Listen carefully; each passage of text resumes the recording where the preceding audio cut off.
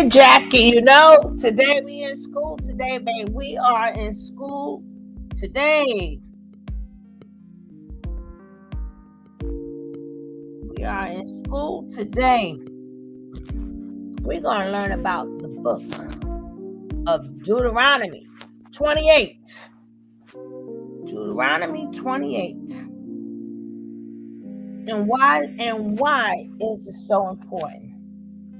Why is it so important?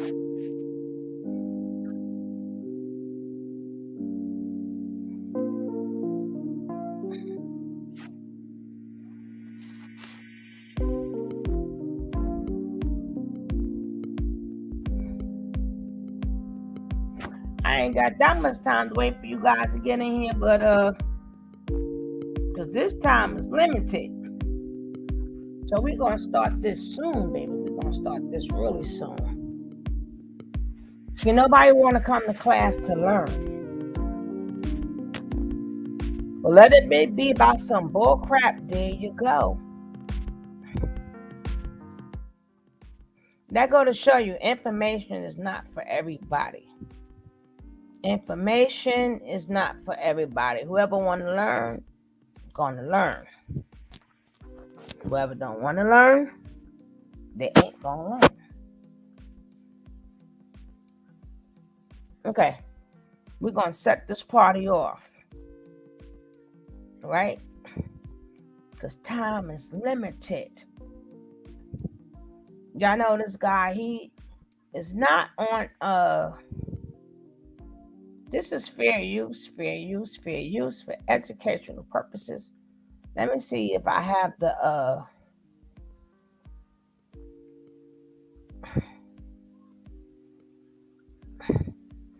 let me see if I even got the fair use thing on this sucker.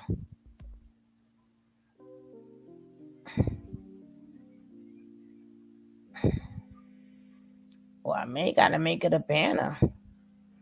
Yeah, I may gotta make a fair use banner, baby.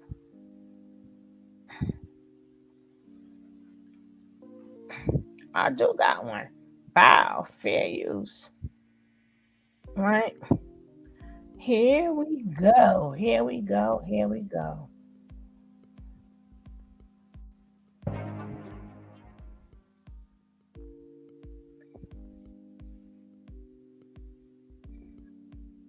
Black history.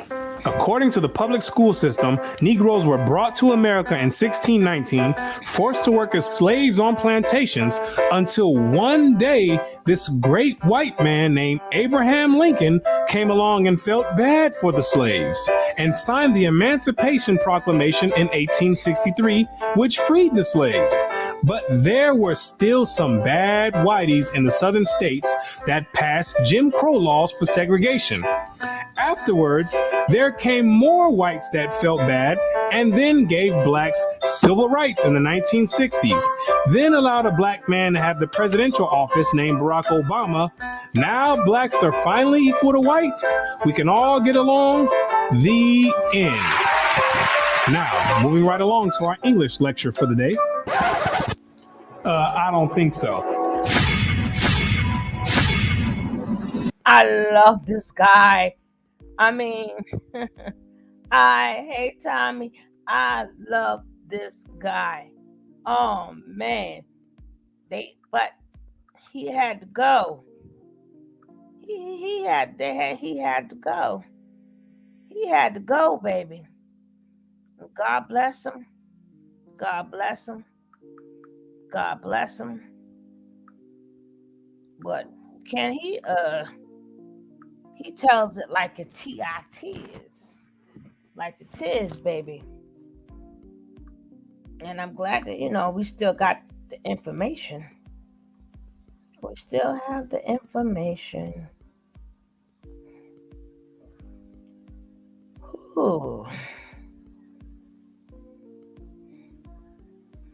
But just when we thought Ish was sweet, baby, Ish is not sweet at all. There we go. Just put that up there really quick. I'm gonna have to just write that whole thing. I have a thing, but I can't put it on this one because I'm limited. I am limited.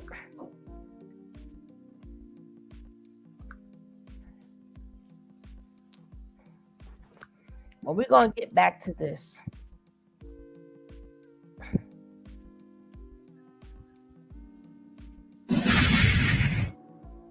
Black history. What do you know about Black history? Let me ask you a question. Prior to the transatlantic slave trade in the 1600s, what was your nationality? What did you call yourself? Some may say African. Well, Africa is a continent, and in that continent, there's over 47 different countries in there. Which one do you come from? What language did you speak prior to the 1600s? Was it English? There's over 1,500 dialects being spoken in the land of Africa.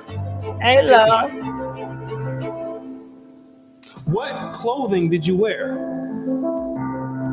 Was it high heels and stilettos? Skinny jeans and Vans? What food did you eat? Hamburgers and hot dogs? French fries and SpaghettiOs? What religion did you partake in? Who was your God? Was it Christianity and Cesare Borgia? Most of you have no idea about the answer to these questions. You have no recollection of any history prior to the transatlantic slave trade. Now, is that a coincidence or by random chance? I don't think so. Have you ever asked yourself, why is it that in the public school system that every time the subject of Black history is taught, it always begins in the 1600s and with slavery? Why is that? Doesn't that raise some antennas and spark inquiry? Why is it that the public school system is so committed to revolving Black history solely on the past 400 years? Why is that? Is it because there's a deficiency in historical data? Or maybe because there's no history at all prior to the 1600s. Maybe Black people just poofed out of thin air sporadically, landed on slave ships, and they said, hey, we got a new species here, and start importing and exporting them all over the world. Maybe that's what happened. The question arises, what is the drawback on this history? Why does it keep being withheld? What's the big idea about it? Why is it being held hostage? That's the question. Why can't it be expounded on? 100 years prior to the 1600s? 300 years, 500 years, 1,000 years? Why is that information not being revealed? What's the big secret? What's the mysticism about it? What you're going to come to realize is that your identity is the biggest kept secret on the planet Earth. Hey, Chance. Oh, you thought that NASA and the space station and the secret missions being conducted by them, oh, you thought that was the biggest kept secret on Earth. No, this is bigger than that. You thought the music is loud. Y'all may want to cut it down. It's not coming from me. I'm going to cut it down a little bit. Hopefully y'all can hear him. But that music is really loud. That the government and the CIA and the FBI hiding information about UFOs and Planet X and Nubaru and aliens, you thought that was the biggest information and big secret. No, this is bigger than that. The elite Confederate has spent billions of dollars and constructed an innumerable amount of psychological stratagem to ensure that you never received and acquired this information that's about to be put out. You're about to receive pertinent information from some of the most reputable biblical scholars, historians, and archaeologists. And they all know something that you don't know. And that's your identity. Ham, the youngest son of Noah, born probably about 96 years before the flood, and one of 8 persons to live through the flood. He became the progenitor of the dark races, not the Negroes, but the Egyptians, Ethiopians, Libyans, and Canaanites. Wait. The churches and the pastors, which are set up by the government, all teach in unison a doctrine that all black people come from the seed of Ham. But once you open up scholastic sources, you'll find out that the biblical scholars say something totally different from what's taught in Orthodox Christianity. What do they mean by Ham is the father of the dark races, but not the Negroes? The Negroes themselves are a dark race of people. So how can you say that Ham is the father of all these dark races and exclude the Negroes? What are the biblical scholars trying to convey? What the biblical scholars are saying is that you're not African. There's only 4 families, according to the Bible, that make up the native population of Africa, or the land of Ham. And the biblical scholars know that you don't descend from any one of those 4 families. In order to write that in a scholastic and academic book, the biblical scholars have done extensive and thorough research on both the so-called Negroes and the Africans, the native Africans. And they came to the conclusion after the extensive research that the Negroes don't have anything to do with the native Africans at all. They're 2 totally separate people. In the 1840s, Morton collaborated with George R. Glyden, an Egyptologist, who provided him with mummy heads and information about the racial significance of Egyptian tomb inscriptions. In Crania Aegyptiaca, published in 1844, Morton pointed out that both cranial and archaeological evidence showed that the Egyptians were not Negroes. In 1840, Dr. Morton was trying to find out the racial origin of the so-called Negroes that were in America in slavery. So he got together with the Egyptologists, which supplied him with the mummy heads, and what he did was conduct an extensive research on the cranial remains of the heads in Egypt, in contrast to the cranial remains of the heads in America. And what he found out is that the Negroes that were in slavery were not Africans. He found out that the skulls were 2 totally different types of skulls. The Negro's head was longer than the Egyptian head. The physical characteristics from the outside look similar, with the thick lips and the broad nose. But once you start delving into the real characteristics, he found out that there were 2 totally different people, as abolitionists and colonizationists had maintained, and that in fact, blacks had been relegated to the same servile position in ancient Egypt as in modern America. But what Dr. Morton did discover is that the Negroes that were serving slavery in America served the same position and servitude in ancient Egypt when they matched other skulls and other cranial remains in Egypt. They said these are exact matches. So what are the scholars saying? What you're going to find out is that they're saying that you are the biblical Israelites. Yes, you're the same exact people that served slavery in the land of Egypt. You're the same exact people that God sent Moses to go redeem under the hand of Pharaoh. You're the same exact people. And when you read the Bible, you'll find out that slavery is a central theme in the Bible. It's a recurring theme with the Israelites. The Israelites cannot run away and get away from serving slavery. It continues to happen over and over, all the way up until today. We can't get out of slavery for nothing. This is why I keep showing these videos, because until you start doing right, we're never going to break these curses, ever. But you have to do it as a people. As a people. And Judah and the rest of the tribes must come together. For we are so wicked, as even today, we're so wicked as a people to want to be anything but ourselves. We can't get ourselves up out of these curses.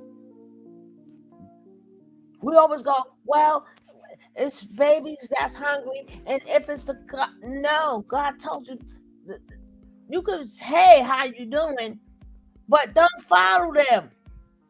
We still follow them. We still want to be them. We want their names on our clothes. We want their names on our backs. We want their names for our pocketbooks. We want their hair in our head.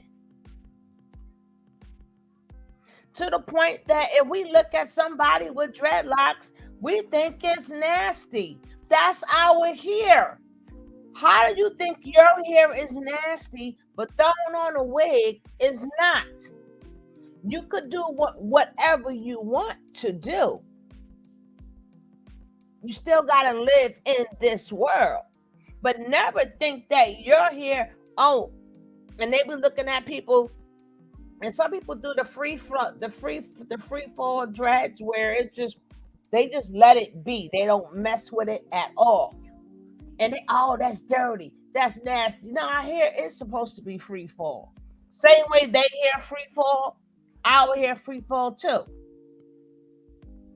Same way we can't come together.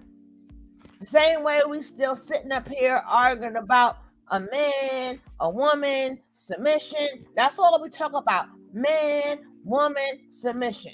Man, a man's job, a woman's job. We can't even get that right.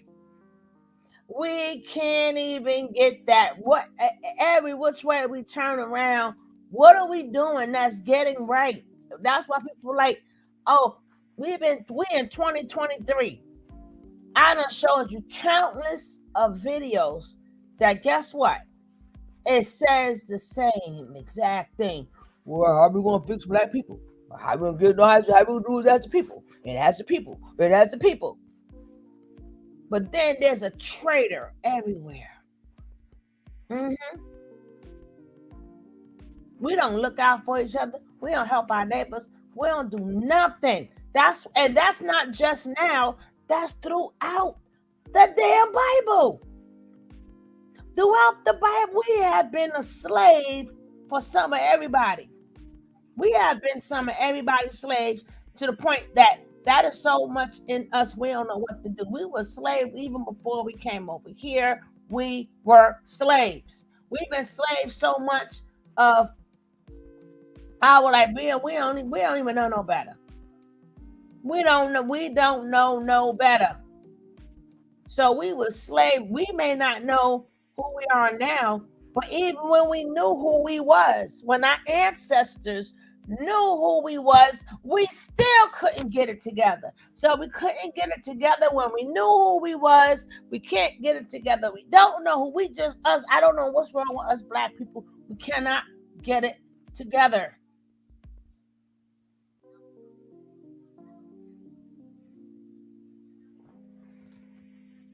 Whew. Let's go.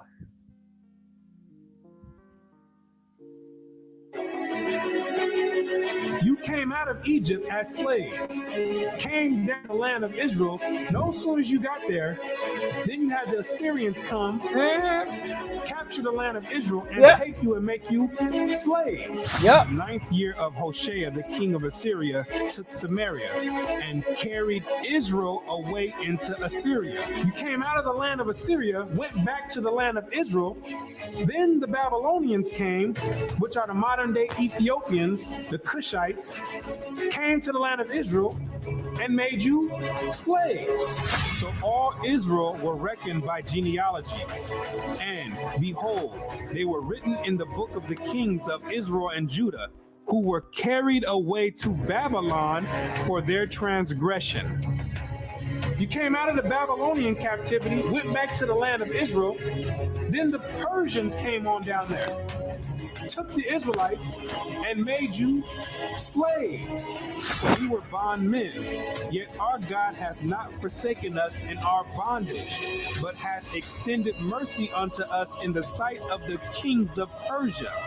You came back from the Persian Medo captivity, went back to the land of Israel, rebuilt the temple up. Then the Greeks came on down there, took you and made you slaves to entreat them that they would take the yoke from them. For they saw that the kingdom of the Grecians did oppress Israel with servitude. After you came from the Greek captivity, you went back into the land of Israel, rebuilt the temple because the Greeks were sacrificing swine and pig on the altars. No sooner as you came back to the land of Israel, then the Romans came and had you during the time of Christ as slaves. There was so much slavery going on with the Israelites that Jeremiah himself had to ask. He had to say, is Israel just put on earth just to be slaves? Is that the whole purpose? Amen. Just to be servitude to other nations? Is Israel a servant? Is he a homeborn slave? Why is he spoiled? So you might be asking yourself, if the so-called Negro is part of the 12 tribes of Israel, how in the world did you get to the west coast of Africa? And when ye shall see Jerusalem compassed with armies, then know that the desolation thereof is nigh. This is Christ right here speaking to the Israelites. He says, when you see Jerusalem compassed or surrounded by the Roman armies, then know that the desolation or the destruction of the land of Israel is getting ready to happen. The Romans getting ready to come in here and tear some stuff up. Then let them which are in Judea flee to the mountains, and let them which are in the midst of it depart out. And Christ says, when you see the Romans coming in, you better get ready to flee into the mountains. And what you're going to realize is that the mountains that he was talking about was the land of Africa. That was the land of Ham. Well, he's saying Africa, so y'all can know. But it's the land of Ham. Now, this will explain why a lot of Black people in America have a lot of African. Like if you go take the ancestry test and all of that, number one, you must remember that some of our ancestors' birthplace is not on the map anymore. It's not on the map. So what they're going to do is they're going to take your DNA and put it more. They can put it more wherever they want to put it. But if it's not on the map, then it's not going to be noted, number one. So when Rome came, he like, get on up out of there. So we went up into West Africa. That's how we ended up in West Africa. That's why a lot of us have Nigerian blood and this blood, anything around there in the West Africa. Pick any part. And why we was able to mix, because we're still both Black, right? We was able to mix with them because they couldn't tell the difference. But the Africans and Israelis, they knew the difference. Number one, they speak different languages and they look different. The same way, if we see people from Asia, we may go, oh, all of them is Chinese. And we may think they all speak Chinese, but they all speak different dialects. All of them don't speak the same language. So don't think they all, no, say the same rule applies to us. So I just wanted to give you a little breakdown of that. So when they said Rome coming by, get to stepping, we went on to Ham to mix in, because they was out to get us. But we mixed in with them because we're the same color. So they couldn't tell the difference. Now let's go. It was the same exact place that Mary and Joseph took Jesus. They were fleeing from Herod when he was trying to come find Jesus to kill him. They went right into Africa. And the Israelites went into Africa as well, fleeing from the Romans. In the year 65 BC, the Roman armies under General Pompey captured Jerusalem. In 70 AD, General Vespasian and his son Titus put an end to the Jewish state with great slaughter. During the period from Pompey to Julius, it has been estimated that over 1 million Jews fled into Africa, fleeing from Roman persecution and slavery. The slave markets were full of black Jewish slaves. Over 1 million of you Israelites fled from the land of Israel into the land of Africa, running away from the Romans, because the Romans was coming to put slaughter to the Israelites.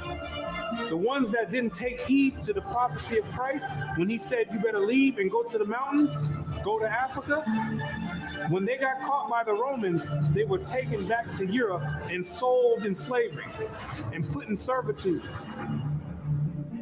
and became gladiators, put in the lions' dens. The pagans and the Romans attacked the Jews indiscriminately.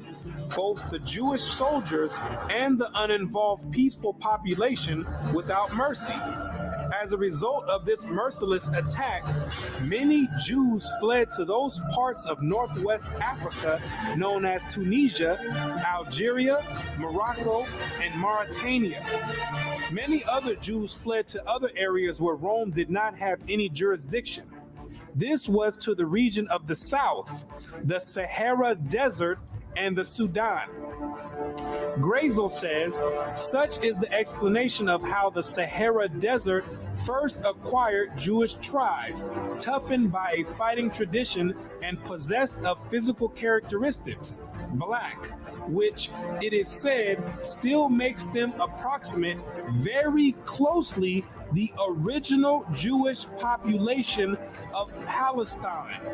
And after migrating from Israel and dwelling on the northwestern parts of Africa, after you were fighting vigorously with the Romans, you had no choice but to start migrating to the southern regions of Africa, where the Romans didn't have any jurisdiction. Because the Romans were relentless and they were adamant about putting all Israelites to death. So in order to get any type of peace, the Israelites had to start migrating to the sub-Sahara parts of Africa. The scholars know this for a fact. The biblical scholars know this for a fact. They know all the history of the Israelites and their migration patterns. Whatever may be thought of the more or less mythological traditions connected with the earliest Jews in North Africa, it is now practically an established fact that a Jewish nation, Jewish at least in faith and perhaps too in origin, long held sway south of the Sahara. In later centuries, Jews are believed to have settled in Western Africa during the height of the Songhai, Mali, Ghana, and Kanem-Bornu empires. According to accounts from explorers of the region, several powerful Jewish families of the Songhai Empire were of Jewish origin. Some accounts place West African Jewish communities in the Andu forest of Dahomey, south of Timbuktu. In the 1930s, these groups still maintained a Torah scroll written in Aramaic that had been burned into parchment with a hot iron instead of ink so it could not be changed. In the 1930s, the historians went over there and still found Israelites over there that didn't get captured in the slave trade, still practicing the Hebraic faith, still knowing who they were. With a Torah, which is the first 5 books of Moses, written in Aramaic. That's the ancient language. And it's a shame that they have to burn it in hot iron so the European colonialists don't come over there tampering with it and taking the evidence and trying to hide the history. It's a shame that they have to do that. It is a total shame that they have to do that. The Black Jews had an advantage over the African tribes. They carried their culture, history, laws, and written records with them. The Jews made use of every opportunity. They were an industrious and skillful people. In the Jewish Ghanaian states were found kings, princes, governors, generals, secretaries, treasurers, revenue agents, judges, architects, engineers, doctors, historians, language interpreters, mathematicians, jewelers, sculptors, masons, carpenters, painters of art, goldsmiths, leather workers, potters, armorers, saddlers, blacksmith, agriculturalists, etc. Who told you that you was a bunch of Negroes running around on the west coast of Africa, butt naked, swinging from vines? Who told you that lie? You were and still are a prestigious people, a skillful people. The decline of Jewish communities of the West African Maghreb most likely began with the influx of Arab invaders into North Africa starting in 640 CE and later into West Africa in the 1300s and 14 CE. So after you had established communities and empires on the west coast of Africa, after the 7th century, that's when Muhammad and his band of thugs came down there to the west coast with the Quran in one hand and a sword in another one. And they were forcibly converting the Israelites into that nonsense Islam. Yeah, I said it, nonsense Islam, because that's not what we were dealing with. That's the Arabs' religion. That's not what we were dealing with. And that was the decline of the Hebraic community over there in the west coast of Africa. And that was the forefront in the beginning of the slave trade. Yea, and what have ye to do with me, O Tyre and Zidon, and all the coast of Palestine? Tyre, Zidon, and the coast of Palestine, those are all ancient Africans that God is referring to. Will ye render me a recompense? And if ye recompense me, swiftly and speedily will I return your recompense upon your own head. Because ye have taken my silver and my gold, and carried into your temples my goodly pleasant things. The children also of Judah and the children of Jerusalem have ye sold unto the Grecians. The Africans got together with the so-called Grecians or the Europeans, and they commenced in selling the Israelites that were dwelling on the west coast of Africa in slavery. There's your slave trade right there in the Bible. Both buyers, Europeans, and sellers, Africans, saw the people traded into captivity on the African coast as outsiders. Now, why did those Africans see you as outsiders? Because you were some people that migrated and encroached on their land. They knew you were not the same exact people. The customs that you had, the way you moved, they knew you were not the same people, so they had no problem commencing in a slave trade with the Europeans. You'd be crazy to believe that Africans were selling their own people. That makes no sense at all. When the Europeans put that in the textbooks, they're using technicalities, saying Africans sold other Africans. When they're using technicalities, what they mean to say is native Africans were selling Israelites that were living in Africa. It'd be no different if somebody wrote history 500 years from now and say there was a slave trade that happened here in America. Say black people got together and start selling white people to the Chinese. If somebody with the same mindset that the Europeans have wrote history 500 years from now, they would say Americans were selling other Americans to the Chinese. When it's two totally different nation of people living in America. You can't just say Americans sold other Americans. Two totally different people. It's the same exact scenario on the west coast of Africa. There are both oral and written explanations that trace the origin of the Igbo. And the most tantalizing is an association of the Igbo to the Hebrew race. This assumption is based on the fact that Igbo culture has many similar traditional customs like that of the Jews.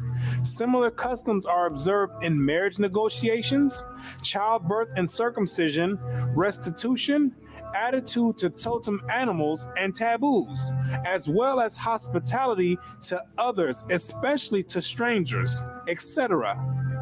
The Igbo are therefore said to be the split and lost group or tribe of Israel that refused to wander further northeast with Moses, but preferred going down southward. The Igbo people have many Jewish traditions. Naomi Katz, the current Israeli ambassador in Nigeria, and others point to their possible ancient Israelite origins. See, the scholars, they've done their research on the Igbo tribe, extensive research. And they've compared the traditions of the Igbo tribe and they've matched them up to the biblical traditions of the Israelites. And they said, whoa, these are strikingly similar. The only way that these people could be practicing the Hebraic faith this close is if they were the biblical Israelites themselves. So you may ask yourself, what is the significance of the Igbo tribe to the so-called Negro in the Americas? When you do the research, what you're going to find out is that the Igbo tribe is one of the main sought-out tribes that were captured and sold in the transatlantic slave trade and came right here to America. The British were the major buyers before they banned their own slave traffic in 1807. They were replaced by the Portuguese and the Spanish for as long as the traffic continued here. The majority of the captives were speakers of Igbo dialects. You can hear me clearly, Rabbi. Let us have your name once more. My name is Rabbi Yehuda ben Shomer. Okay. Well, is it okay if we just call you Yehuda? Yeah, that's fine. Today? Okay, yeah, that's fine. No problem at all. I'll go on even further to say this, that the slave trade is actually connected to Deuteronomy 28, because the majority of the slaves that were brought to the Caribbean islands and brought to the Americas were Igbo people, were people of Hebrew and Hebraic Israelite descent, if you will. And so if you read Deuteronomy chapter 28, it matches perfectly what happened to the Hebrew slaves, the black Hebrew slaves during the slave trade. It just matches it perfectly. Back up now. I think we just rung a bell here. Hold up now. Okay. Hold up. Hold the presses. Okay. Hold up. I hope everyone is listening to this. This is you about to rock some boats now. Vin Yehuda there. Hold up now. Listen to what he's saying here. So you are saying that there's a great chance, or more so, that the black people that links directly to the slave trade are from the lost tribes of Israel. Is that what you're saying here, sir? Yes, I am. Now, granted, I will qualify that I don't. Wait a second. I don't believe that every single black person is Hebraic or Jewish, but I'm saying that the majority of the slaves involved in the slave trade were Hebrews. These people knew exactly who they were buying and selling, both the Africans and the Europeans. The Europeans, which are the Romans went after 70 AD, they went conquering, and they done hid themselves under different nationalities after they done conquered the native people that were in those lands in Europe. Hid themselves under the French, under the British, under the Portuguese. They're the same exact Romans. And all they're doing is continuing the agenda that was put in place in 70 AD. When they came down there looking for the Israelites. It's the same exact agenda. And carrying it forward to today. It's the same exact agenda. They knew exactly who they were aiming for. It's not by coincidence that all the history matches up perfectly with the Bible prophecies. It's not a coincidence. And then they push a doctrine on you in church talking about it doesn't matter. So then you never go and look for this information. Now you see exactly why they don't put none of this in Black history, why they don't go prior to the 1600s. You start digging prior to the 1600s, and then you find out you come or descend from the Igbo tribe. You start doing your research. Well, let me find out a little bit more about this Igbo tribe. Then you find out that the Igbo tribe are known as fact descend from the 12 tribes of Israel. So then you say, hold on. Something's not right here. That's the exact reason why they don't go prior to the 1600s. You're not supposed to find out this information. They're supposed to keep renaming your nationalities every 2 years to cause confusion and to have you confused, not knowing who you are. Each year, something else come out. First you call Negro, then you call color. Then 10 years later, they switch it to African American. It's all by design.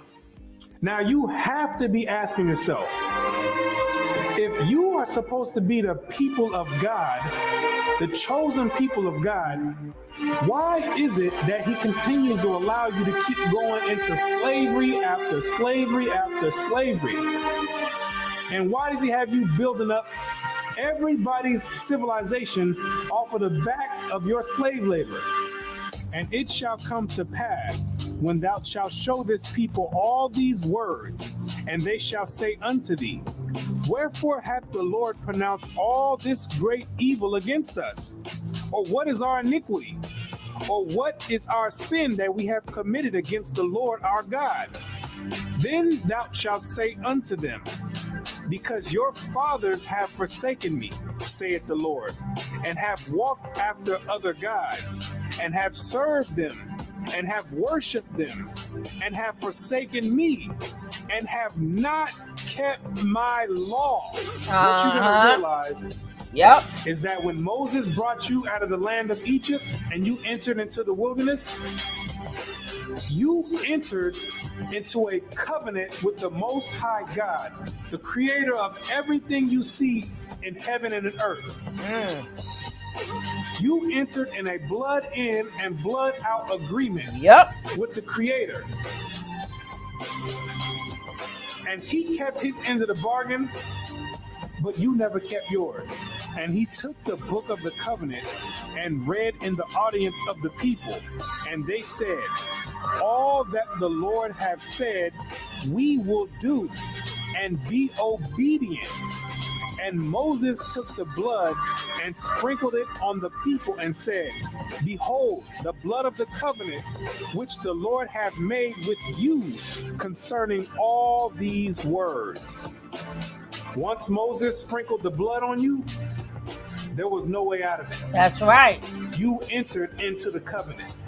And it shall come to pass, if thou shalt hearken diligently unto... See, this is why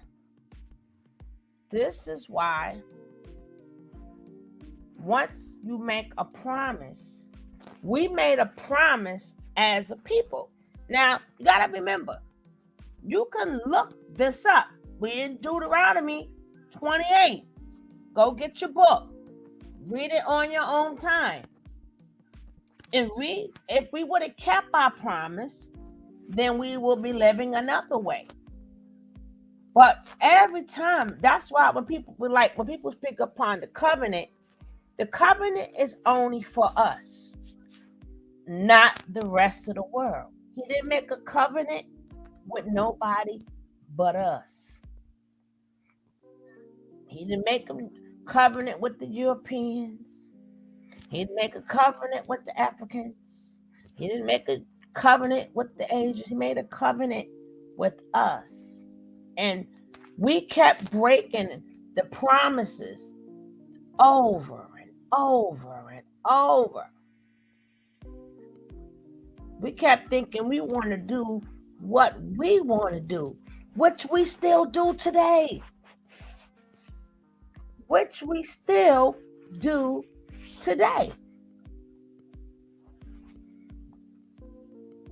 He would brought his son down to help us out. I'm like, God was like, I'm going to even bring you my son. My God, black people. My God, my Israelites. My babies. The ones that I remember. We are supposed to be the teachers. That's why we was chosen. Because we were supposed to be their teachers. And being that we didn't want to be teachers, that's why we being taught everything else. That is on us. That's why we believe everything. I'm gonna let it play.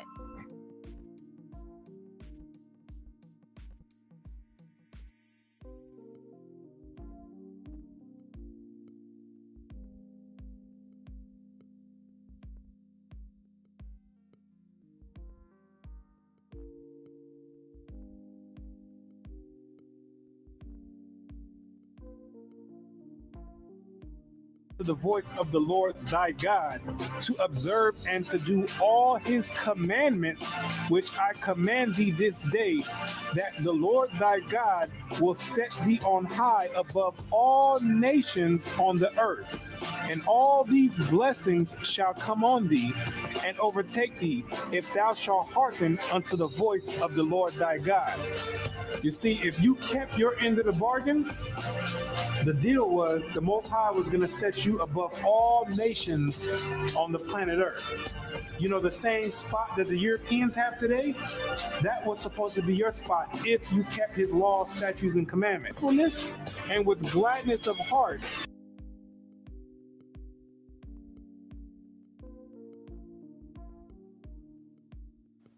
Do y'all see that?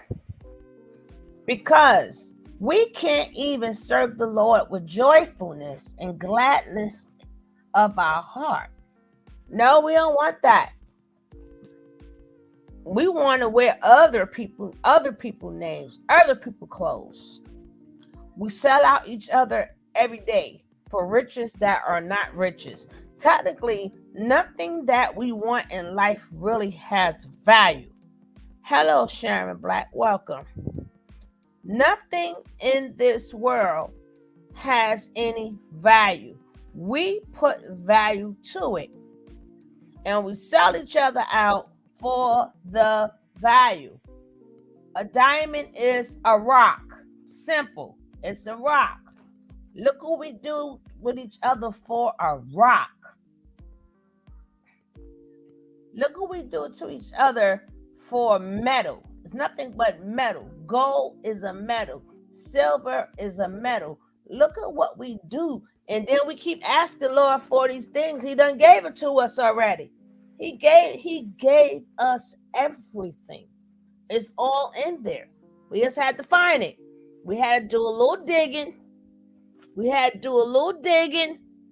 And then we seen the little, as what God called jewelry.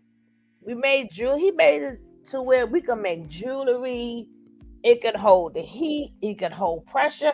He made different things that was able to do different things. Like some of these metals that he made, like what we use for today.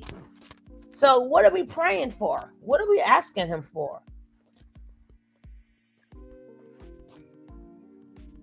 And the people that got us, the people who got it, is making us do things for it when we don't need it.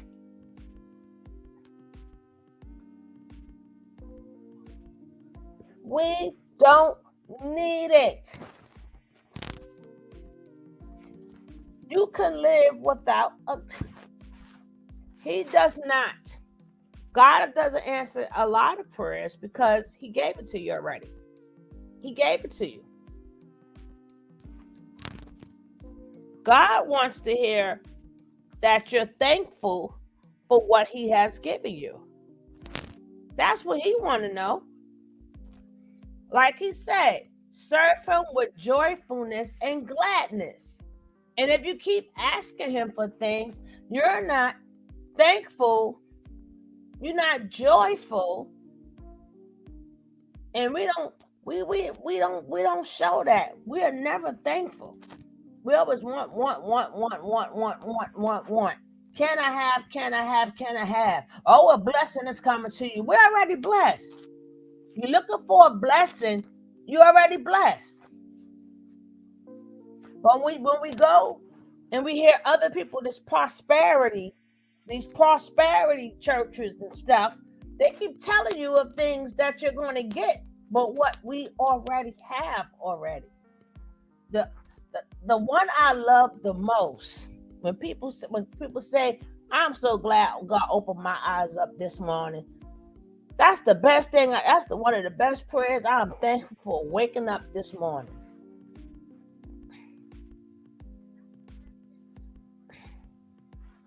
You know, anything else we want in life, we got to put in work. We got to put in work. Now, you can pray for God, pray for your strength and to get things done, but things is not going to mysteriously drop out the sky for you. It's not going to happen. You can pray till you can't pray no more.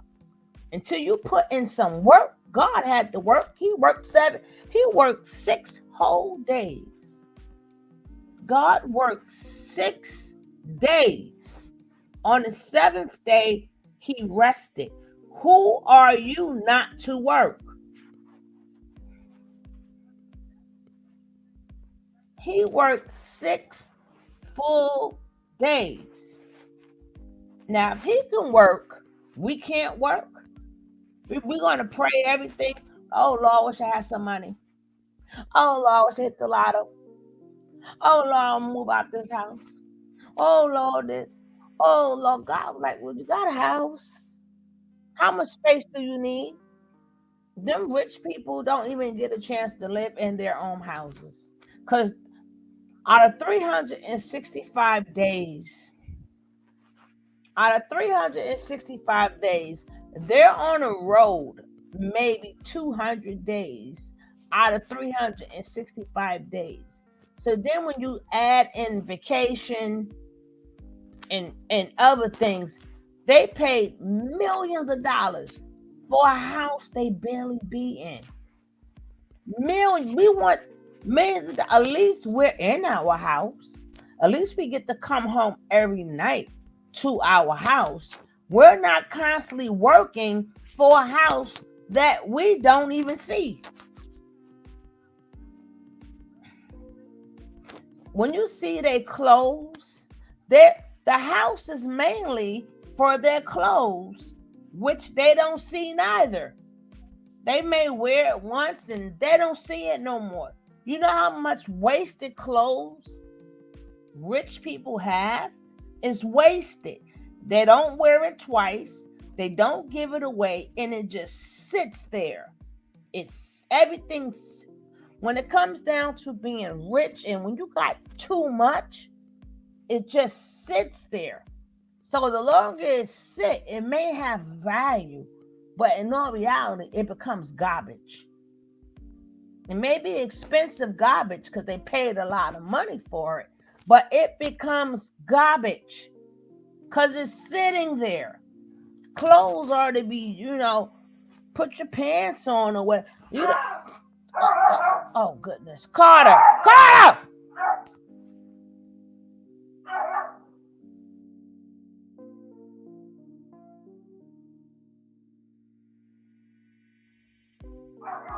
Oh, goodness. For the abundance of all things, therefore shalt thou serve thine enemies, which the Lord shall send against thee, in hunger and in thirst and in nakedness and in want of all things. And he shall put a yoke of iron upon thy neck until he have destroyed thee. God says you'd have the yokes of iron on your neck until he have destroyed you. So that means when he takes the yokes of iron off, you were destroyed. When did that happen? In 1863, when Abraham Lincoln signed the Emancipation Proclamation. The yokes of iron came off. But at that time, your whole history had been whipped out of you. When the master gives you something, you take it. He gave it a name. It's a nice name. It's Toby. And it's going to be yours till the day you die. Now, I know you understand me. And I want to hear.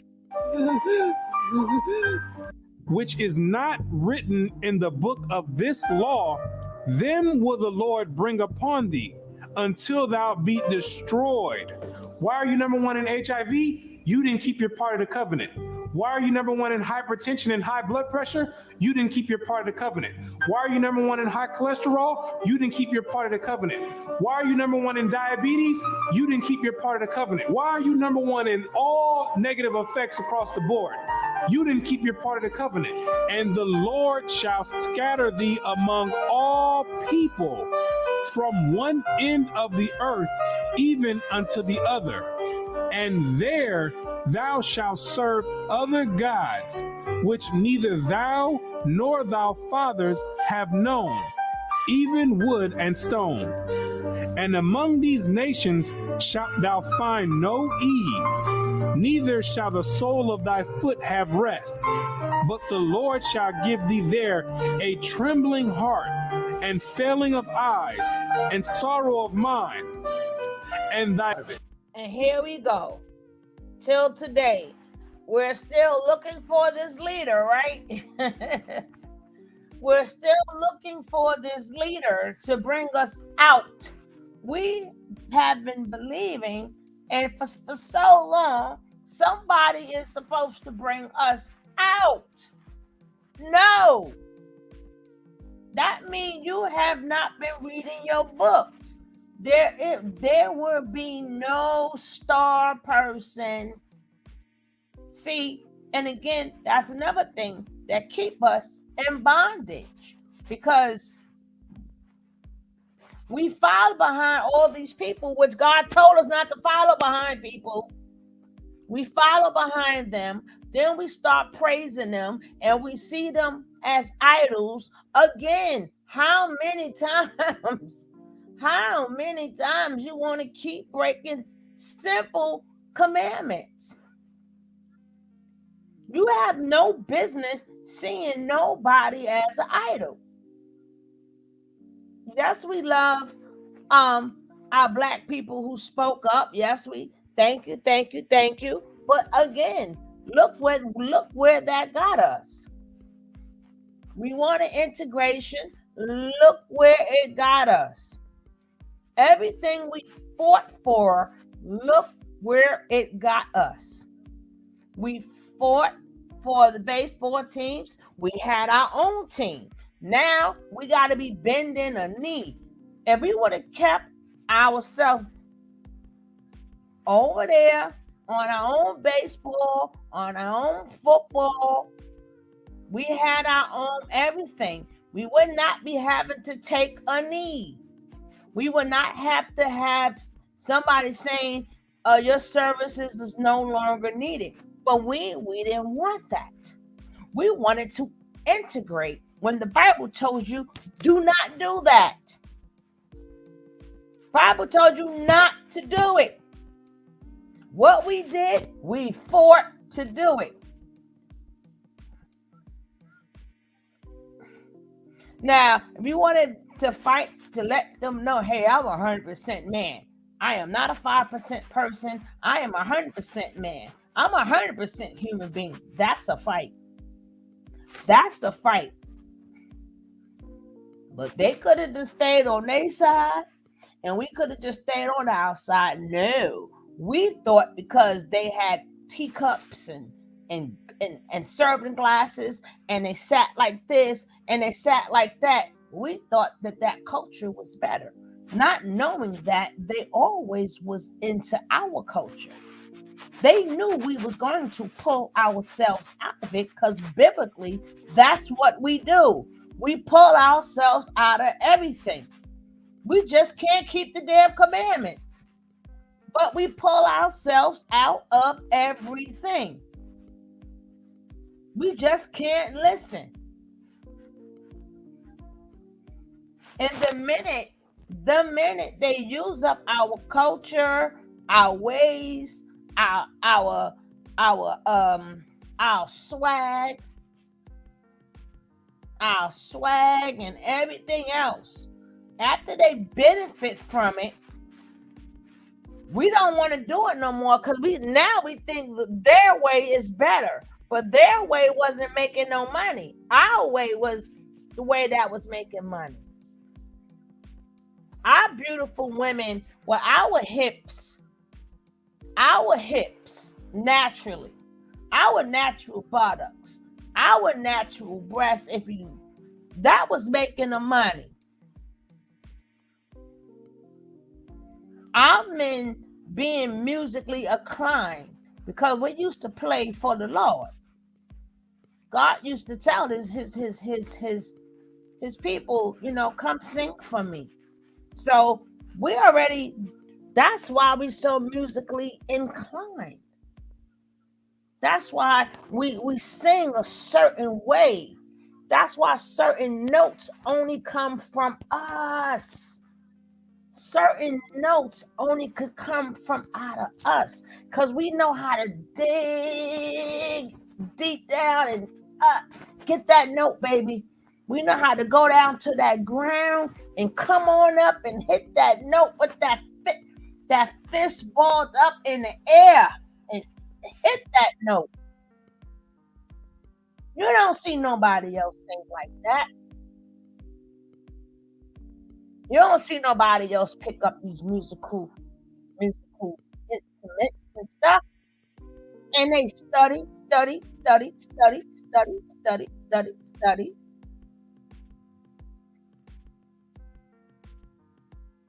We knew what the plants was, what plants was good for you, what plants was bad for you. So when they didn't give us no doctors.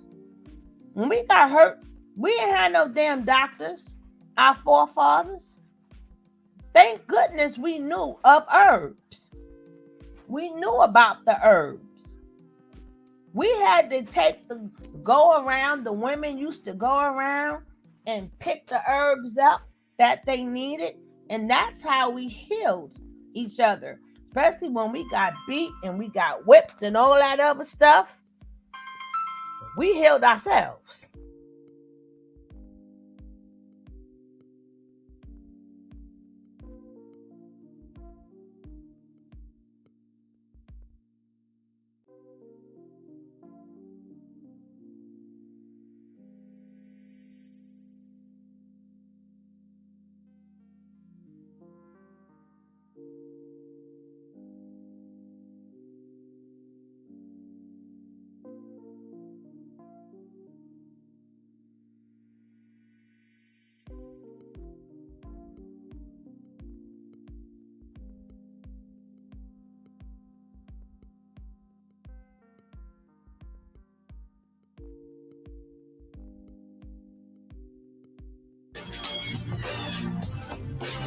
Marcus Garvey tried to get you out of it, didn't work. Martin Luther King tried to get you out of it, didn't work. Malcolm X tried to get you out of it, didn't work. Louis Farrakhan tried to get you out of it, didn't work. Al Sharpton tried to get you out of it, didn't work. Why? Because you are still breaking the covenant.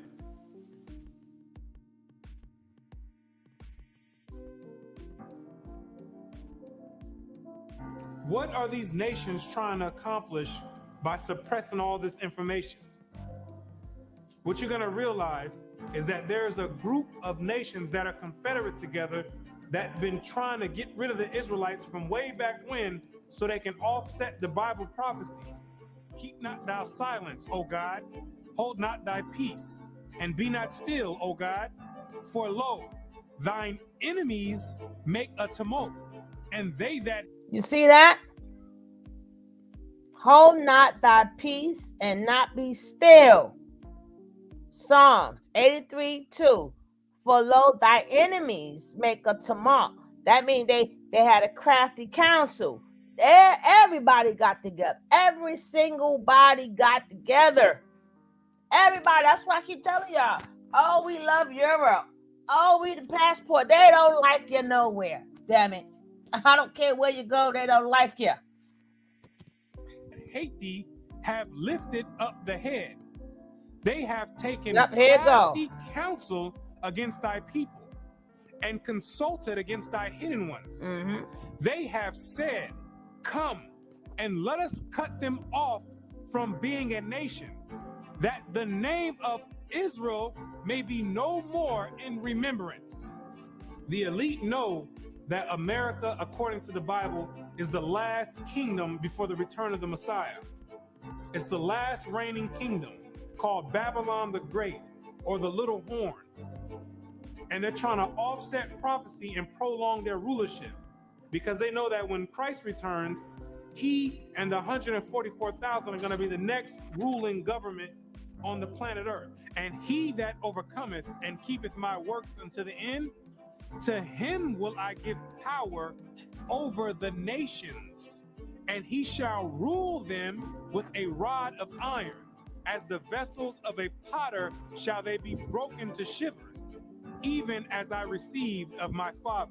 And I heard the number of them which were sealed, and there were sealed 144,000 of all the tribes of the children of Israel. The elite don't want this prophecy to go forth. They're going to do anything in their power to offset the prophecies and prolong their rulership, because they know that once the Israelites are in rulership or in authority, that all these nations that had a hand in enslaving the Israelites, they're all going in captivity. It's going to be their turn for servitude. For the Lord will have mercy on Jacob, and will yet choose Israel, and set them in their own land. And the stranger shall be joined with them, and they shall cleave to the house of Jacob. And now, I keep telling you guys over and over again, stranger / alien. That just means people who are not of Israel. So that's why I don't understand why you guys are mad that they got them. Israel is back, but Israel is not back. And God said in the Bible, until the rightful people are back in Israel, baby, they having problems in Israel. Why should you be in Israel?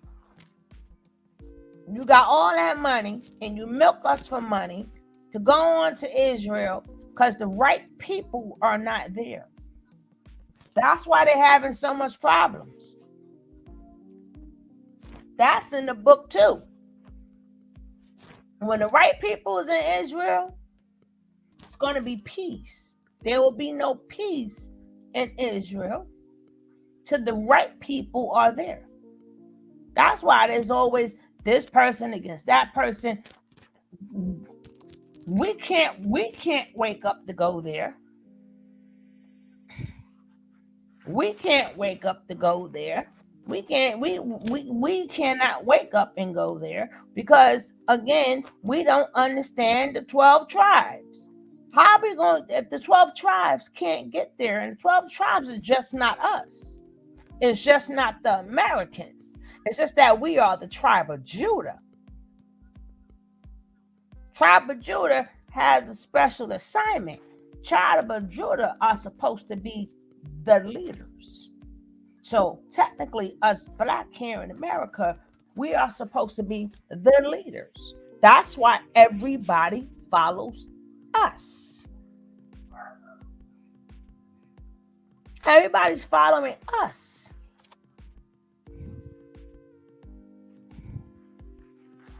We don't go around. Now, you may have a couple of people that may step out. Fine. But as a people, you would never see American black people taking on anybody else's culture. I got more for you, Jackie. I got more for you, my love. You would never see that because it's not in us. But you would turn on, you could go anywhere else. You see them pop, lock, and dropping. You see the hip hop. You see where everybody's doing hip hop. They don't do hip hop better than us now. To the point that they think that they belong there. No, we can't stop you from doing it. But they get mad because we don't want to notice them. We don't have to. We don't have to. That's something we did. And then even in the hip hop culture, we still can't stick together in that.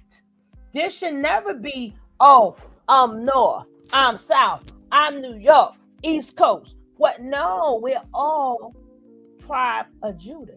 You should be glad that at least we kicked off something that all of us can eat from. They knew that we can all eat from hip hop. And then that's when all these different parts of the United States we separated. Oh, that's West Coast, that's East Coast, or that's down south. We see again. Look how we always break the covenant. We can't even come together. For hip hop to the point that we freaking sold it. We sold our music to the companies because we wanted greed. We were greedy. And every time we are greedy, that means we're going to sell out each other. And then once we sell out each other, we do not make the profit. If we would have just kept it as regular music and made our own money off it, we didn't have to be rich. No, we wanted to be famous. We wanted people to yell and scream at us, to say, "Oh my God, Beyonce, Jay-Z, ah!" No, they put you up there for a reason. You ain't got no business doing it. They use our people. And we call them great. They're not great. Because you sold us out. We so happy to see these entertainers not knowing that they was not supposed to do that. They was not.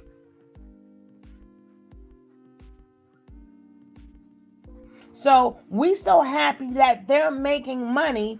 We keep giving them more money and they only see a fraction of that money, a fraction of it.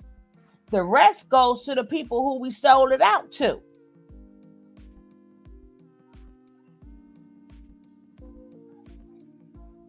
We could have sold it,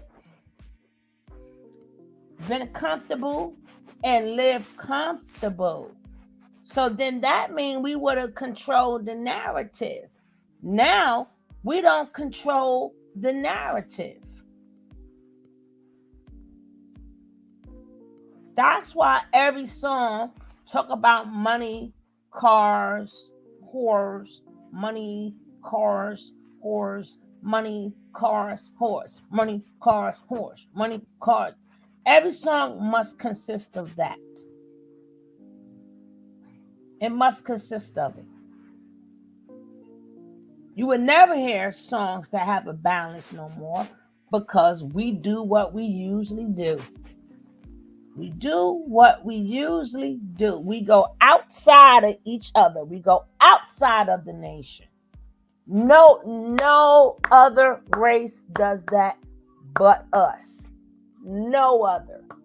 None.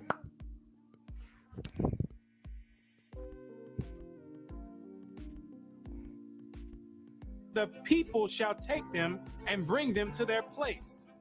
And the house of Israel shall possess them in the land of the Lord for servants and handmaids, and they shall take them captives, whose captives they were, and they shall rule over their oppressors. Therefore, all they that devour thee shall be devoured, and all thine adversaries, every one of them, shall go into captivity. And they that spoil thee shall be a spoil, and all that prey upon thee will I give for a prey. He that leadeth into captivity shall go into captivity. Now, that's where things get tricky. That's where things get tricky. You know why it gets tricky? Because now everybody want to be included, right? Everybody want to be included, and they tricked us to thinking that everybody's included. You're not. That's why you're not suffering the way we're suffering, because you didn't break the covenant. We broke the covenant. But they know once it flips, they're thinking they know how harsh their ancestors did us. And they trying to figure out, are we going to do them the same way? But God, if you is, even if you are, as God called a stranger, no, we're not going to treat you the way you treated us, because that's not in us to do it. That was never in us to do it. Now, some points in times, in the Bible, God will go slay him. But that was by command. That was by God's command when he wanted the Israelites to go and slay people and do certain things too. But that was by command. That's what God said. Right? But this is where it gets tricky, because people honestly think that everybody's included. So they want you to turn against your people and go, oh, we love everybody. No, you can love everybody, but they don't get it mistaken. Only we get it mistaken, thinking that, this kumbaya. They done, their ancestors already had a crafty counsel against us. It's in the Bible, but we don't seem to get it. We don't think that we believe in the Bible, but then we don't believe that what that Bible say is real. Now, if he done told all these people, listen, these people is chosen. They supposed to be teaching us, and they supposed to be dominating, but they are effed up. See, this is why we can't heal as a people, because we don't want to go back to that book. We don't want to go back to that book. We believe in that we all supposed to be kumbaya. No. You're supposed to live them. You can live with them. You can live around them. You can help them. But just like they have a code, we don't have no code. Until we come. You see, they live amongst us every day. They say hello to us every day and how you doing. They work with us and everything. But baby, they're not marrying you. If you go to marry something, they go to marry somebody out of their culture. It's a problem. We the only ones that settle for everything.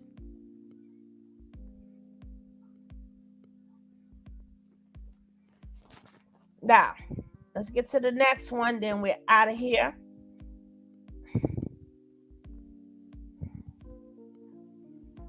People be missing the classes because but I bet you if I was talking about something else, baby, it'd be people watching that. When I come back on tonight, you'll see the difference.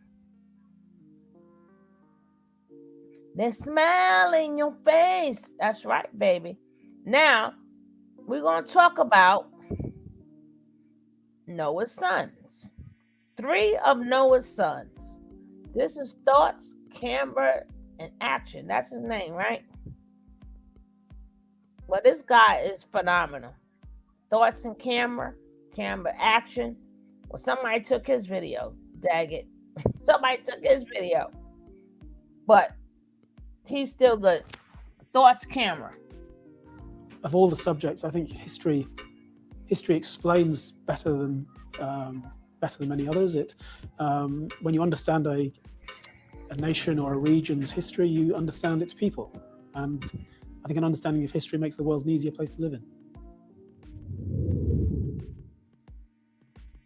There are many attitudes towards the Bible, from utter reverence to complete disbelief and disdain. Some hold the Bible to be the Word of God, others merely a historical record of the Hebrews of ancient times, while others a work of fiction. For those who hold the first to be true, the accuracy of the divine revelation in describing the ancient Hebrews should not be in question. For those who hold the second to be true, the accuracy of a Hebrew historical record in describing the ancient Hebrews should not be in question. For those who hold the third to be true, the accuracy of an ancient work of fiction on the Hebrews in describing the ancient Hebrews has no obvious reason for doubt. The ancient author Heliodorus wrote an ancient work of fiction called Aethiopica, in which he has Egyptian and Ethiopian characters whose physical descriptions are similar to those from factual works of the time. Even modern works of fiction, from Wuthering Heights to Harry Potter, would have characters of a physical appearance reflective of England at the time when the works were written. Branding the Bible a work of fiction is therefore not a get-out clause to the vexatious question of the physical appearance of the ancient Hebrews. The Garden of Eden in East Africa. According to the biblical book of Genesis, after the great flood, Noah's 3 sons fathered the present human race. They were Ham, Shem, and Japheth. According to Science Meets the Bible, the Garden of Eden, discovered in East Africa by Gert Muller, 2012, the Garden of Eden was described in Genesis as having been near a 4-river system in the region of the lands of Cush, Havilah, and Ashur. The precise region would appear to have been near. Now, as I told you guys before, a lot of these names have been changed. That's why you need the older Bibles. If I'm not mistaken, Cush will be now renamed as Ethiopia. And then we got Assyria, which we already know what Assyria is. And then you got to figure out where is not. Where is not. So when a lot of these places still exist, it's just the names has been changed. So that's why people be like, nah. Like, no, if you get an old map, it's there. But a lot of them been changed. So if you go get some of these, like I said, ancestries and stuff, of course it's going to make it seem like you're from here, or majority of your bloodline is from here, but in all reality, it's not. Like Negro land is not on the map anymore. So you're not going to see Negro land on Ancestry. You're in certain things you're just not going to see because it doesn't exist. And then they change the names of a lot of things to confuse us. So let's carry on.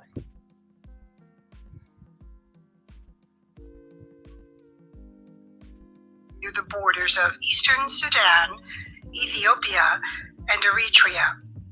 This was Eden, the garden of God to the prophet Ezekiel, and approximates the land of Punt, God's land, to the ancient Egyptians. The 4 rivers are identified by Mueller with specific rivers of the Nile watershed. This is a game changer when it comes to perceiving the physical appearance of the ancient Hebrews, because you automatically start off with an African humanity. It is no longer African appearance that needs to be explained in the light of the white Adam and Eve that grace the illustrated Bibles. It is now European appearance that needs explaining in the light of an original African Adam and Eve. Discovering the Garden of Eden in East Africa is also significant for another reason. This happens to be the region where the oldest fully human remains on the planet have been found. It is the region where science meets the Bible. It raises the intriguing question of whether the Genesis authors had access to more information than we presently imagine. All the people of the early chapters of Genesis, from Adam to Noah, were intended to be from this region, and therefore Africans. Noah and his 3 sons were imagined to be Africans. The sons of Noah. Underneath the story of people in early Genesis, these sons of Noah represent primary geographical territories of the Ecumene, or known ancient world. Ham, whose name in Hebrew means hot, represents known Africa, subdivided into the sons of Ham, or the divisions of Sudan, Ethiopia, Cush, Egypt, Mitzrayim, Libya, Phut, and Syro-Palestine, Canaan. The last was considered a subdivision of Africa, and is the only part of Western Asia that adjoins Africa. It therefore makes sense to conclude Canaan, or Syro-Palestine, was seen as an extension of modern-day Africa, represented by the other 3 older sons.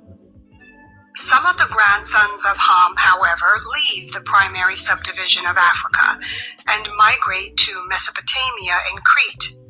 These include Nimrod, the son of Cush, Sudan, who founded Sumer and Akkad.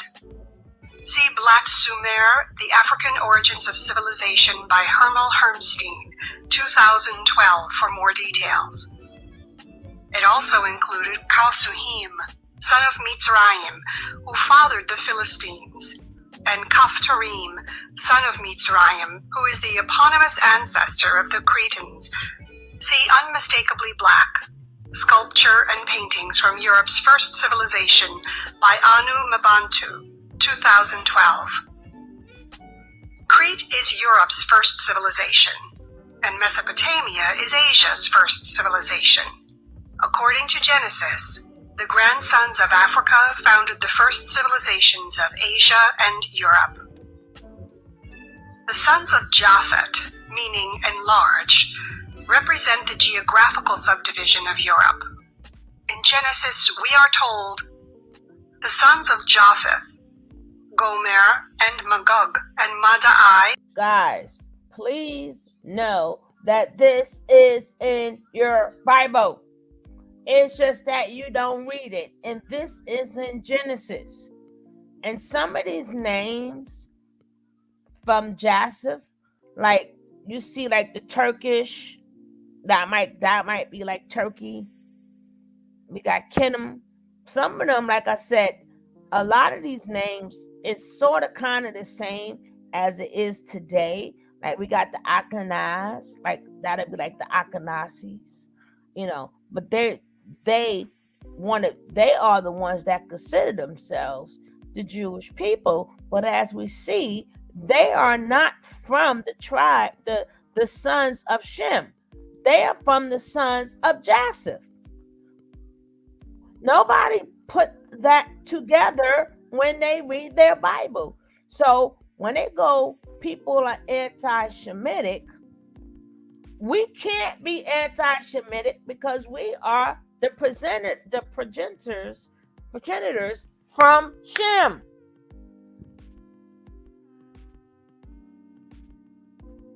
Yes, our people are destroyed through a lack of knowledge. Tell them, Sharon. That's right, baby. So We see for a fact, we hear the Ashkenazis, and then we go, well, I'm not an Ashkenazi one, I'm a this one. It doesn't matter which one you are. You're from the progenitor. Your progenitor is Japheth. You're not from Shem. And then we get penalized if we say anything is you're anti. How can we be anti what we are already? We cannot be anti. But these are the things that they will have us say. We are the only people that could be anti ourselves. They will make us anti ourselves, so we can't say that is us. Yo, I tell you the tricks, baby, the tricks. They're gonna make you anti yourself by telling you you're anti yourself, so you don't know it's you. And we go right along with it. We very careful with everything we say, because then we anti ourselves. But according to the maps, the maps show that we are. The Bible, like I said, this is all in Genesis. Go read it. It's there. It's there. Go read it. When I was sitting up there, when I started reading the Bible on my own, this is what changed my life. I was like, when I started just reading it, the Bible, I didn't have too much understanding. But as you read more, it gets confusing. But then God, once you start reading more, God will give you more knowledge. He'll give you more knowledge, or he'll show you where you can get more knowledge. But it was mind-blowing. I said, Dad, Lord, I've been in church over 30-something years. Where did these names come from? It was so intriguing to me. It was so intriguing to me. I'm like, wow, this people is this.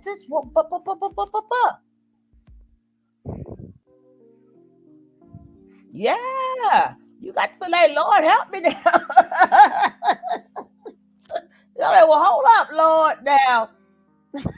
But he'll start giving you the knowledge. They never read the Bible because they let the fake pastor. Exactly. This is what I'm saying. But they would tell us we are anti ourselves. And we go, we go, we would never say that because that's anti. And here it go on YouTube. I still got to say it like that also. You anti. No, I am Shem. What are you talking about? But then they start wanting to break it down. Now you can't break that down. It's in the Bible. There you go, right there. See Ashkenazi? See Japheth? It's right there. It's right there. See the turkeys? Right there. It's going to break it down more. You're going to be seeing Italy. You're going to see a lot of different places. We're gonna let it. I don't know if they're going to show it on here, but if you read it yourself, you will see how it's all of them against us. Okay? You better believe it. Let's go. And Javan, and Tubal, and Meshesh, and Tyrus, and the sons of Gomer, Ashkenaz, and Riphath, and Togormah, and the sons of Javan, Elisha, and Tarshish, Kittim, and Dodanim. By these were the isles of the Gentiles divided in their lands, every one after his tongue, after their families, in their nations. Chapter 10, verses 2 to 5. Now look, hold on. Genesis, chapter 10, verses in their land. Now look, same people. Same exact people. But we'll call them different. Same. They are the same. With the beard, without the beard, pretty boy, country boy, this a boy, hat boy, whatever. They the same, dang it.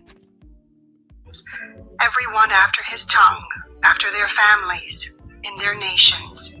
Genesis chapter 10, verses 2 to 5. Tell it, Sharon. The biblical scholar Rudolph R. Windsor, a pioneer amongst exposing the black origins of the Hebrews, explains which nations descend from Japhet. Gomer was the ancestor of the first Cimmerians and of the later Cimbri, including other offshoots of the Celtic family. The second son of Japhet was Magog, the father of the Magagites. Flavius Josephus said that the Greeks called these people Scythians. The third son of Japheth was Madai, the father of the Medes. They were located at the southern part of the Caspian Sea. From Javan, the fourth son of Japheth, came the Ionians and all of the Greeks. The last son, Tyrus, the father or ancestor of the Thracians. Japheth's grandson, Ashkenaz, formed the Germanic race. In the Hebrew language, the word means German. From Babylon to Timbuktu, a history of the ancient black races, including the Black Hebrews by Rudolph R. Windsor. Windsor Golden Series Publications, 1988, pages 19 to 20. The nations and peoples identified as descending from Japhet are all European or white-skinned peoples. Some descendants of Japhet moved to Asia, like the Medes, who entered Iran in the late 2nd millennium BC, and the Cimmerians, who came from north of the Caucasus Mountains to Anatolia, modern Turkey, in the 8th century BC. These people originated in more northern, colder climes. The sons of Shem. Shem represents the geographical territory of Western Asia, and his sons are all peoples or ethnic groups in that region. In chapter 10 of Genesis, we are told of the sons of Shem.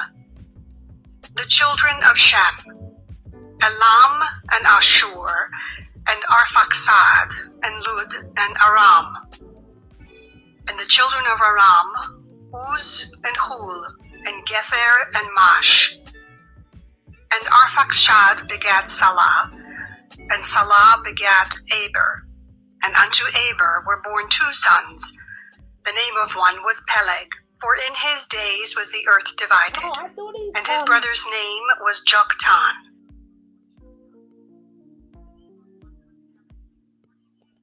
I do these all the time on this channel, Sharon. It's just that I don't have that much time because this is the free version, so you only get like 20 hours a week. But this channel is strictly is devoted for these type of videos. This is what you call class. This is what you call class. But thank you, love. Make sure you subscribe so you will know and click that bell so you know when we go live. And again, as soon as this is over, I'm going to drop the link. If y'all want to have open panel, we can have an open panel. It's up to you guys. If you want to come up or not, it'll be up to you. But the irony. Now, let's get back to this. And Joktan begat Almodad, and Shelef, and Hazar-Maveth, and Jerah, and Hadaram, and Uzal, and Dikla, and Obal, and Avimael, and Sheba, and Ophir, and Havilah, and Jobab. All these were the sons of Joktan. Genesis chapter 10, verses 22 to 29. Let us see which nations were represented by these sons of Shem. The eldest is Elam, and he is an eponymous ancestor of the Elamites of ancient southwest Iran. The capital city of Elam was Susa. Sometimes Elam is called Susiana. In Genesis chapter 14, verse 15, an Elamite king is identified as Hador Laomer. Many Elamite kings in Susian inscriptions had Kudur at the beginning of their names.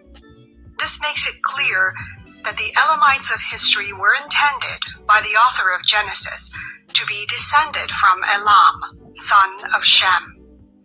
The Elamites spoke a language with no known genetic relations. When Elam was conquered by the Indo-European speaking Persians, they became the black section of Persian society. Look at that. The damn Persians come, took on over. Everywhere we started out as black, they done made it European. Let's go. See Unmistakably Black, Sculpture and Paintings from Persia's First Civilization by Anu Mebantu, 2012. The black archers in the glazed brick reliefs of the Palace of Darius are thought to be descended from the Elamites. Elam was the ancestor of a black nation. The next sun is Ashur and represents the Aboriginal people of northern Mesopotamia, just as the Elamites represent the Aboriginal Southwest Iranians. They spoke a northern dialect of Akkadian called Assyrian. It is a Semitic language. The area was heavily settled by Sabartians and Hurrians in the 3rd millennium BC.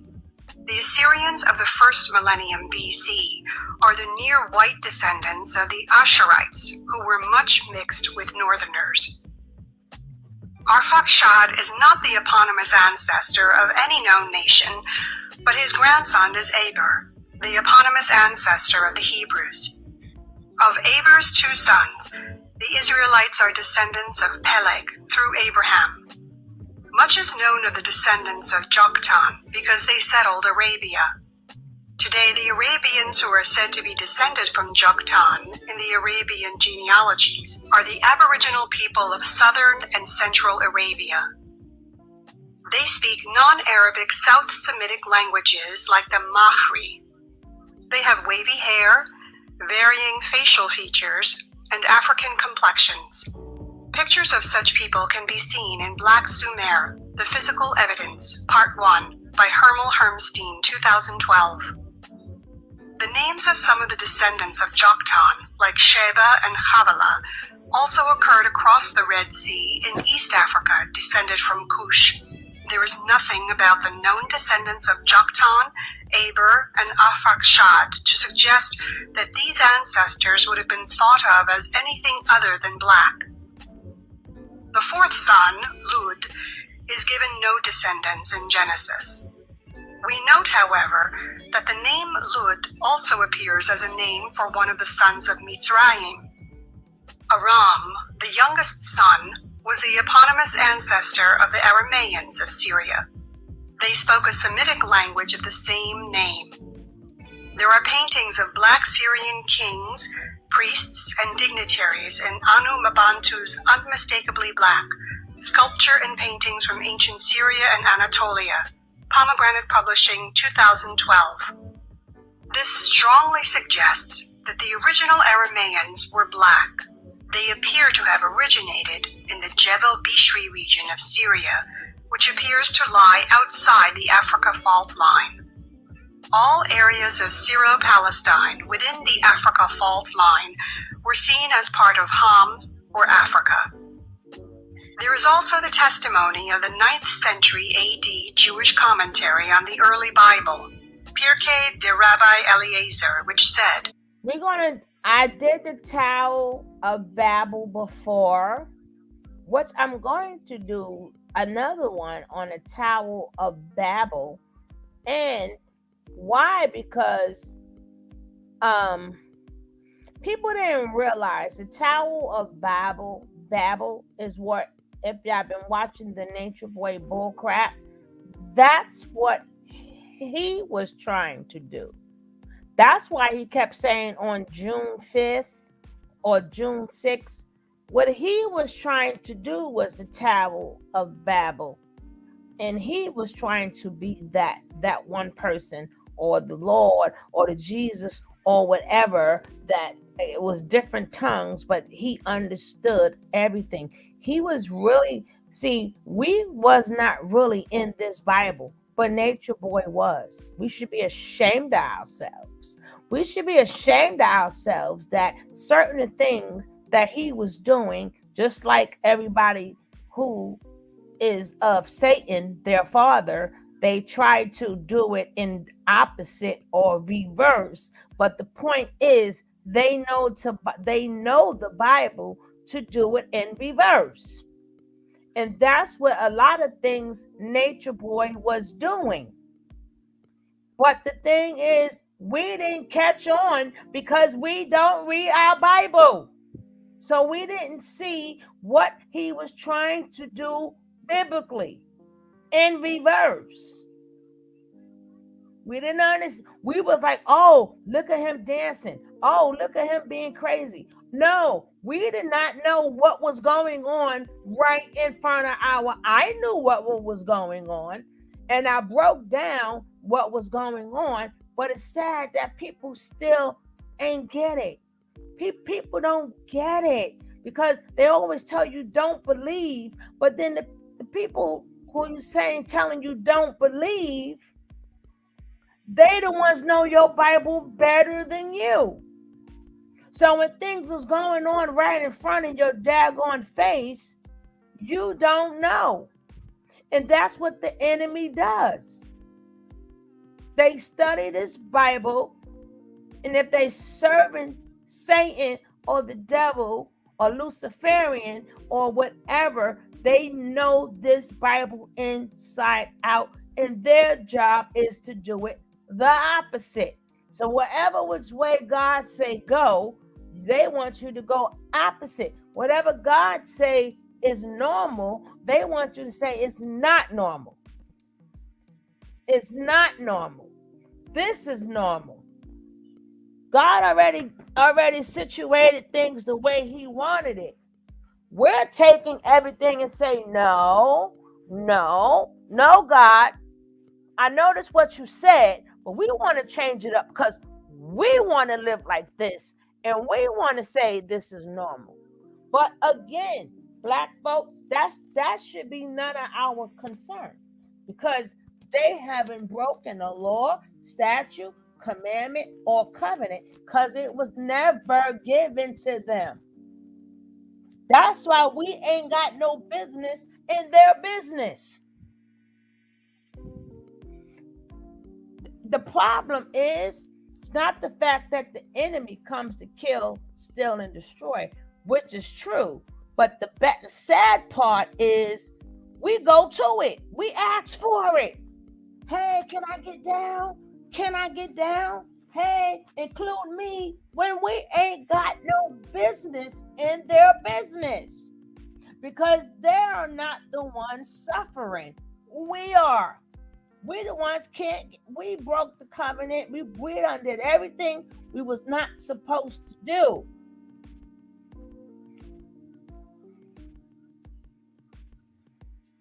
We had no business in their business because the laws wasn't given to. They are doing as what their father have them doing, who they serve. We're supposed to show them who we serve. But now they give us 50 million reasons to say why they get everything. You gotta say everything. People do make it a lot complicated when it really shouldn't be so complicated. It's really simple. God make it to whereas he's really simple, because he written it out for you. You can't get no more simple than that. I'm gonna write you the instruction, and there's some of the stuff you grow out of anyway. Some of the stuff you don't do anyway. Some of the things you grow out of it anyway. But the thing is, you don't know when your number is going to be called. So that's why you want to look, once you come into God's knowledge, not the knowledge, but once you come more into the Lord, you're going to stop doing things, because you cannot wait till you get older, because you might not make it to be old. We don't know. But we refuse to change. We refuse to say, hey, there is no leader. Now, Does that mean that you can't be around people and speak upon the Bible? Yes. Does that mean that whatever, if you don't understand something, does that mean that you cannot have somebody that understands it, that could teach it to? Of course. That's why they are elders. That's why even God had the priests. He had the Leviticus priests. He had even when you had problems, God had the priest set up there where you could even talk your problems to. If you was having problems with somebody, he even had, that's what the priest's job was. I keep telling you guys, you are paying these new preachers and pastors for a job that they are not doing. We do not hold them accountable for a job that they took that they are not doing. If we are going through something biblically, that's their job to hear us out biblically. One day we're going to get in what was the job of Levi, the Levites, because the Levites would have been the priests, right? So whatever job that was for the Levites, then that's the job of what our pastors are supposed to be doing today. And these things they know. A job that's man-made, We are not supposed to be, they tell you to go see a therapist, oh, you stress. No, where are our pastors at? That's their job. That is their job. Their job is to help you. Their job is to hear you out. If you're having a problem with somebody, their job is for them to, you are like the mediator. Okay, you know what? Stop that. And this is what we're going to do. And if it doesn't, and then you could bring your witnesses and you could get these things cleared out. We're supposed to be helping one another, the bartering system where, you know what, if you ain't got this, I got that. Hey, let's trade. We didn't want to do none of that. We didn't want to do nothing that was set up so simple for us. Set up so simple. So simple.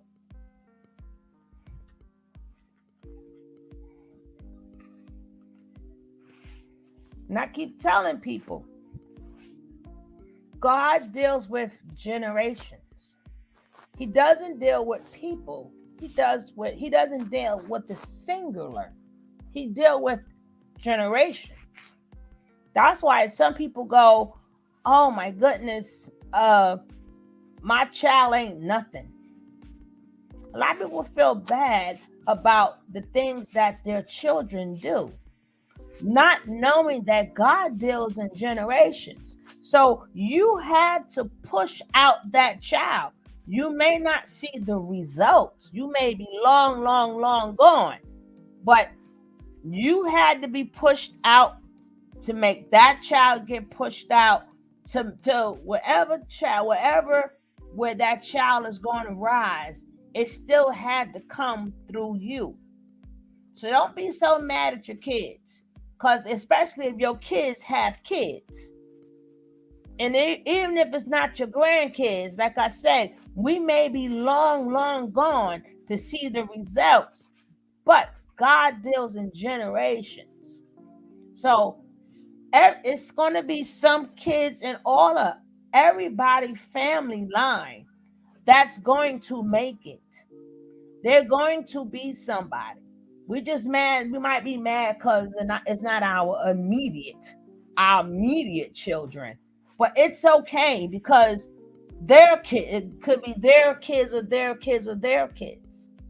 But us as a people don't want to read the book, and we keep infesting each other. We keep staying in this loop. We just cannot come out of this loop. Yeah, Levi's a tribe of Haiti now. Yes, ma'am. And they don't even understand that. They don't even understand their job. But you got to remember, Haiti and I forgot the one for Dominican Republic. Remember, God told them to stop practicing that witchcraft and stuff. He told them to stop. They didn't listen. And that's why they got banned. They wanted to keep practicing all these other things that God told them not to practice. We're going to get into that too.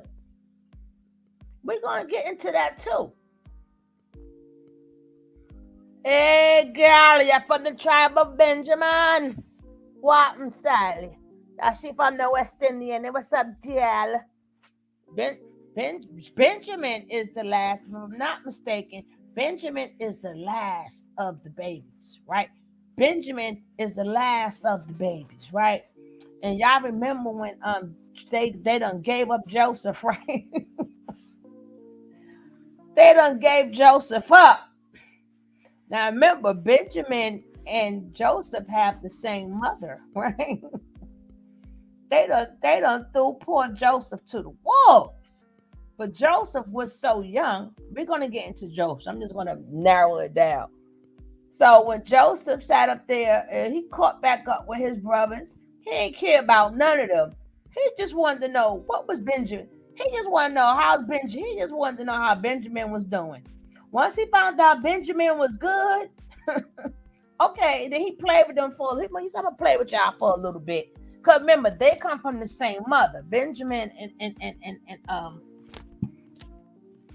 and Joseph come from the same mother. So people like, oh, it doesn't matter. Yeah, it matters because he didn't care about the rest of them. He only cared about the one that came from his mama. And that was Benjamin. Yes, ma'am. We're gonna get into that too. See, that's what I'm saying. We got to get into it. We're gonna get into these things, baby. We're gonna get into all these things. But see, we're supposed to talk about the book, how we're talking about it now. This is how you're supposed to talk about it. They want you to act like everything got to be sacred and no. God wants you to, how he say, with joyful. When we speak upon that Bible, you're supposed to be joyful when you speak upon the Bible.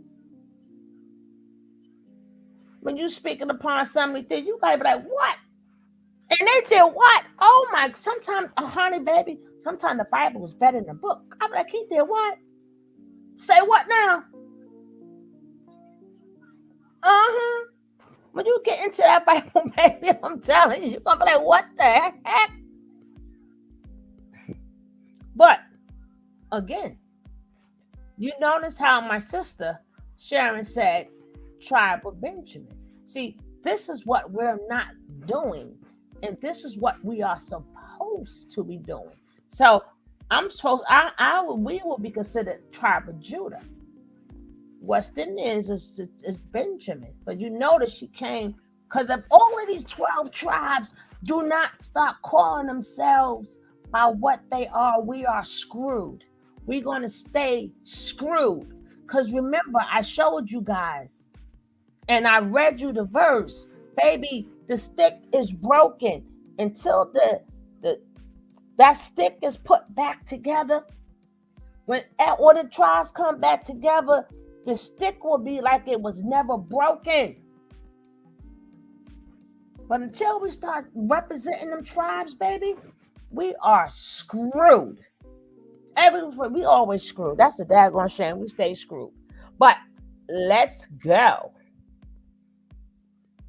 Because my time is ticking on here. I'm overtime. He, Noah, especially blessed Shem and his sons, making them dark, but comely, and he gave them the habit. Now, comely means beautiful. In case people don't know, He especially blessed Shem and his sons, making them dark but comely. Comely, if you look it up, means beautiful. So we are dark and beautiful. Okay? And he gave them the habitat of the earth. Right? He blessed Ham's sons, making them dark. But you notice it doesn't say comely, like the Vagrant. And he gave them as an inheritance the coast of the sea. Right?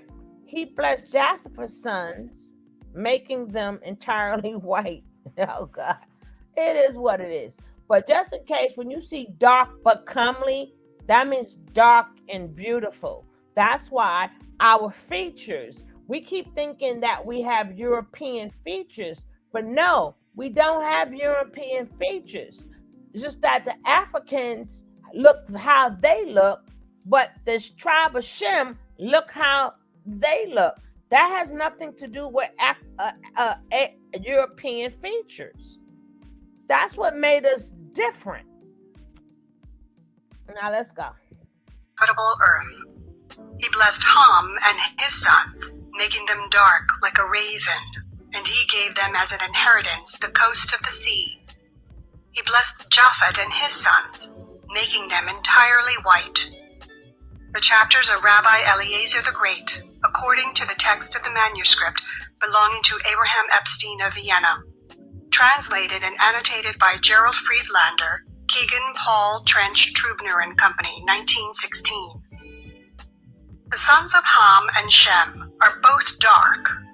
The term itself can be interpreted many ways, but the qualifications here are instructive. Ham is dark like a raven, which is the darkest possible complexion. In the case of Shem, dark but comely is a phrase clearly recalling Song of Solomon, chapter 1, verse 5, where the word used is shachar, or shiny black. It is used to describe horses elsewhere in the Bible. We can therefore be sure that Ham and Shem were imagined to be the same color. The Midianites. Shem's most famous descendant was his great-great-great-grandson, Abraham. We are told in the Bible that Abraham had children with 3 women, Hagar, the Egyptian, Sarah, and Keturah. We are told of his children with the last woman. Then again, after Sarah's death, Abraham took a wife, and her name was Keturah. And she bare him Zimran, and Jokshan, and Medan, and Midian, and Ishbak, and Shua. And Jokshan begat Sheba, and Dedan. And the sons of Dedan. Now remember, why was Sarah kids chosen and not the rest? Why was Sarah kids chosen and not the rest? Y'all better give me an answer. I ain't answering that one. But I would say, now we're gonna name the tribes, right? Now Judah, the tribe of Judah will be considered. Remember, this is considered. This is not like it's in stone. But the tribe of Judah will be considered the American blacks, right? The tribe of Benjamin will be considered the West Indians, right? The tribe of Levi will be considered the Haitians, Hispaniola, right? The tribe of Simeon will be considered the Dominicans. Now remember, we had Levi and we had Simeon, who, remember, they like to fight too. You got to read some of their stories, baby. They was drunks and they was fighting and everything. God used to get tired of them. Like, get your kids. He used to like, get your kids. If you read the Bible, you'll see. Some of them had tempers and everything, but they was too busy doing things God told them not to do. And what do the Haitians and them do right now? The same thing God told them not to do. They are still known or allegedly known for doing that. Well, do we know? We don't know. Now, we got Zebulun.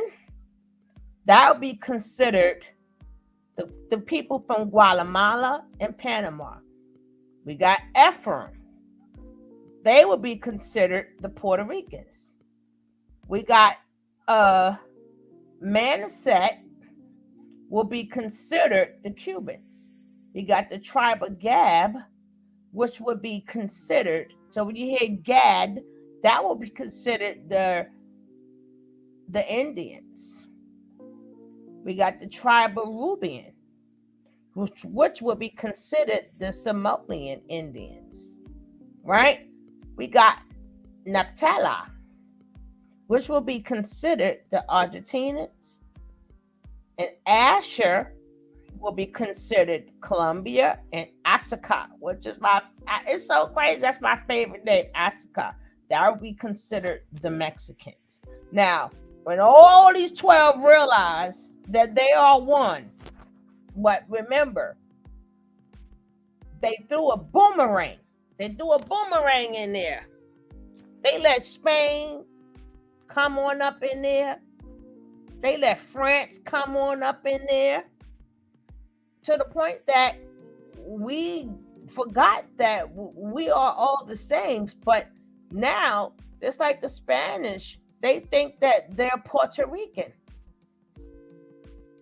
Cubans think they're Cuban. They don't understand. They are part of, that's why we ain't never going to get out of Schitt's Creek. We ain't never going to get out of Schitt's Creek at all.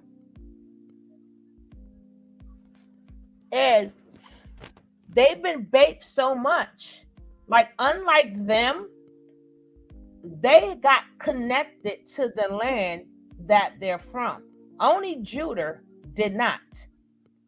Only Judah, the tribe of Judah, did not get connected to the land where their oppressors had them at. Okay? Because you cannot tell Levi they are not Haitians. You can't tell them that. And they're going to rep. You can't tell the Puerto Ricans they not from Puerto Rico. You can't tell the Dominicans the Colombian, and they proud of it. Only Judah. You don't hear us singing, hey, I'm American. You will not hear the tribe of Judah do that. You will not. Out of all the tribes, like I said, out of all the tribes, Judah is the only one that you will not be saying America, America. You will not see Judah do that. We have not became the land that our oppressor put us on. We don't represent it like that. We have not became them. You will not see that with the tribe of Judah. But you will see that with the other tribes, that they think that they are separate, but they are not. Like, you cannot tell a Jamaican, you cannot tell a Jamaican they fully Jamaican or Trinidadian or Guyanese. They think they are just that. Tribe of Judah is the only one that's different. We different. Judah's a little bit different.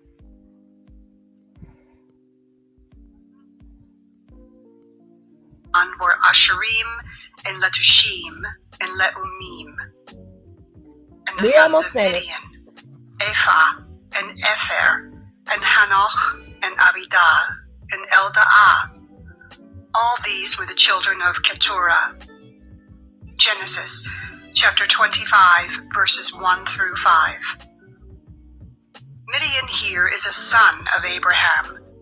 He is the eponymous ancestor of a little-known people of the earlier parts of the Bible called Midianites. They were descendants of Shem.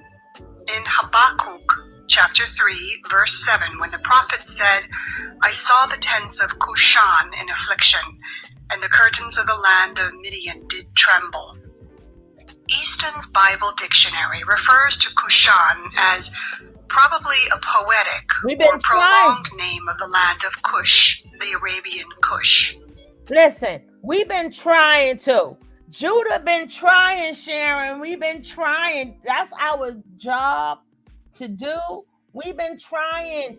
You know, we got everybody together. You know, we tried. We gave y'all hip hop.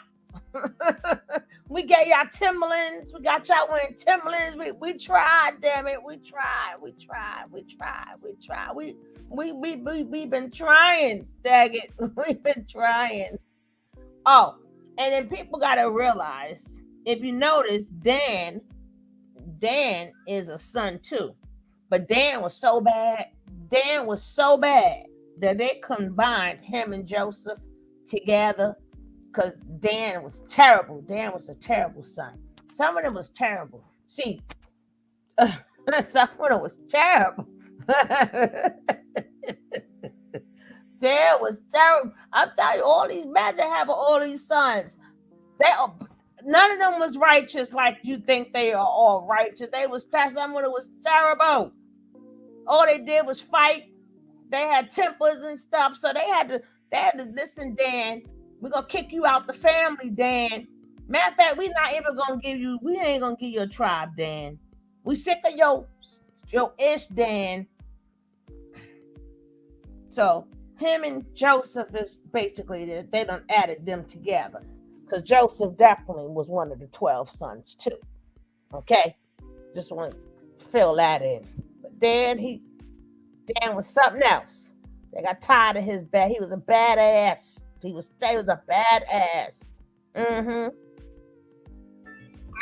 and Cushan are clearly the same place from the parallel context of the passage. The Midianite wife of Moses is also referred to as Cushite in Numbers chapter 12, verse 1. Why would Midian, a nation whose name was known to the Hebrews, be referred to as Cushan and its people, Cushites? The Cushites had two characters that served to distinguish them from other African and West Asiatic nations. They were tall, Isaiah chapter 18, verse 2, and had unchanging complexions. The use of the name Cushite to refer to them strongly suggests the Midianites also had these characteristics. Since the Midianites were descended from Shem through Abraham, we can only conclude that Abraham and Shem must have been imagined to be of African appearance. The original Hebrews. Jacob. The Hebrews, the descendants of Abraham, are one branch of the continuing story after the Great Flood. No change of color is ever mentioned in Genesis for any of Noah's descendants. Since they started with an African appearance, we can only assume that this continued. Verses describing events in Genesis support this. The headrests of sub-Saharan Africa, Melanesia, and ancient Egypt are identical in design and hardness. It has always been thought strange by European scholars that a pillow should be made of wood. The traveler and researcher Dr. F.D.P. Wicker observed, the Egyptians had headrests, which are uncomfortable for people with straight hair. Egypt and the Mountains of the Moon by F.D.P. Wicker, Merlin Books, 1990, page 35. This would explain why the headrests only occur in cultures with afro hair, like the Egyptians. See Afro Hair of the Ancient Egyptians by Anu Mabantu, Pomegranate Publishing, 2012. In this connection, we read with much interest, and Jacob went out from Beersheba, and went to Haran, and he lighted upon a certain place, and tarried there all night, because the sun was set. And he took up the stones of that place, and put them for his pillow, and lay down in that place to sleep. Genesis, chapter 28, verse 11. This suggests that Jacob's hair was similar to that of sub-Saharan Africans, ancient Egyptians, and Melanesians. Given that Jacob was the grandson of Abraham, this is hardly surprising. Joseph. Joseph, at the age of 17, was sold by his brothers to Midianite traders, I told you. who sold him onto the Egyptians. Told you. In that land, he rose to become prime minister. Mm-hmm. Decades later, a famine arose in the land of Canaan, Yeah. which forced his brothers to come to Egypt to buy grain. Joseph's brothers failed to recognize him because of his relative youth when they last saw each other. His brothers, however, had been adults when they sold him, so it was easier for him to recognize them. Joseph was also seeing them dressed in their cultural context, but his brothers were seeing him dressed as an Egyptian. Joseph, understandably, spoke to them rudely. When they returned to Canaan, they said to their father Jacob, "The man who is Lord of the land spoke roughly to us and took us for spies of the country." Genesis chapter 42, verse 30. Chapter 42 strongly suggests that there was nothing in the appearance of Joseph that distinguished him from the Egyptians. This would Yeah, that's what we already know. That's what will make them black. But I told you guys, they done sold the poor boy out. They done sold Joseph down the river. And Joseph played with them he played with them for a little bit. But he just wanted to know how Benjamin was doing. I don't know if they're going to show it here. I don't know if they're going to show. As y'all see, we almost finished. But he only cared about, is Benjamin good? Damn, the hell with all of y'all. I ain't see Benjamin. Is Benjamin good? The heck with all of y'all. I'm going to F with y'all for a little bit. But don't forget, Joseph rose because Joseph had dreams. I know that story, right? And he let the king know things was going to happen before they happened. So he was saved. He was saving people by his dreams. So that's how he rose. So I'm quite sure y'all know the story of Joseph. I ain't got to go all into that. But y'all know the story. But I tell you, them brothers was here. They sold his ass down the river. They got tired of him, thinking he was the favorite kid. They said he got to go. He got to go. Damn it. include his dress and his physical characteristics. Moses. It is the same lack of distinguishing physical characteristics between Hebrews and Egyptians that allowed Moses to survive Pharaoh's death edict. A royal princess adopted him as her son to save him. A color difference between Hebrews and Egyptians would have made this deception difficult. Most theories attempting to identify the Egyptian princess place her in the 18th or 19th dynasty, usually from the family of Ramses II.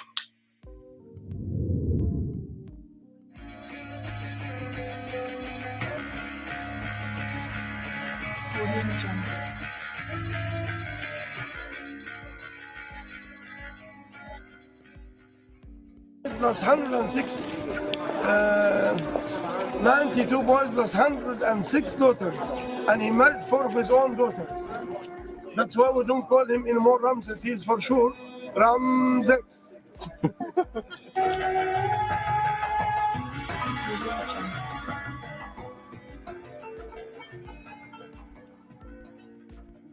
See the nose chopped off, right? The historical researcher, David Rawl, places her in the 13th dynasty. The Lost Testament by David Rawl, Century 2002, pages 179 to 180. All these dynasties are known to have been native Egyptian. Rawl shows evidence that the 13th dynasty were Egyptian nationalists against Asiatic incursion.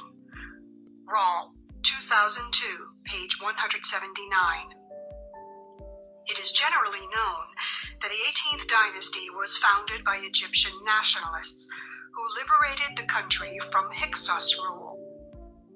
The African-American historian Runoko Rashidi gives a breakdown of Egyptian dynasties and includes the 13th, 18th, and 19th as southern dynasties from Thebes. Introduction to the Study of African Civilizations by Runoko Rashidi, Karnak House, 1992, pages 41 to 46.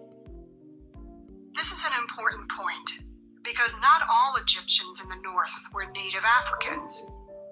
Many were of West Asiatic descent, and some West Asians in the 2nd millennium BC were white. This story makes it unlikely that Moses belonged to this group, because the princess pretending to be his mother was a southerner. Thank you.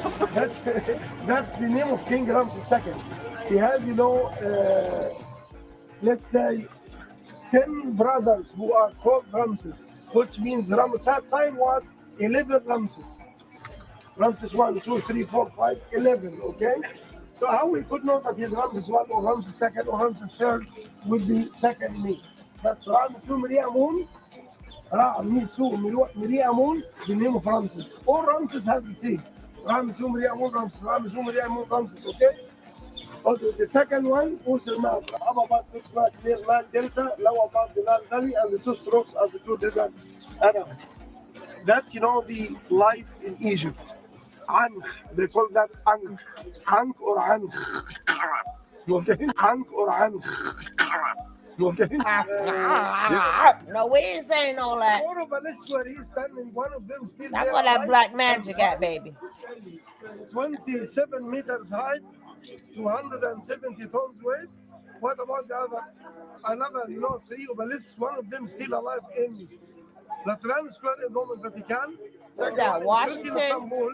The third one Paris? in London, which is called the Cleopatra's needle, Cleopatra's stone needle, but has nothing to do with Cleopatra. It's belonging, to the king Thutmose the First, father of Queen Hatshepsut, or let's say father of Queen Hot Chicken Soup. No. I also came across this on my journey to Egypt, which I found interesting. Enough honey, enough them taxes to pay. That was 9 kilometer taxes payment measure. Almost 1,000 tons. Someone asked me about Jordan. That's, the cornerstone of Prophet. Okay, Joshua 24:32. And the bones of Joseph, which the children of Israel brought up out of Egypt, buried they in Shechem, in parcel of ground which Jacob bought of the sons of Hamor, the father of Shechem, for 100 pieces of silver, and it became the inheritance of the children of Joseph. Yeah.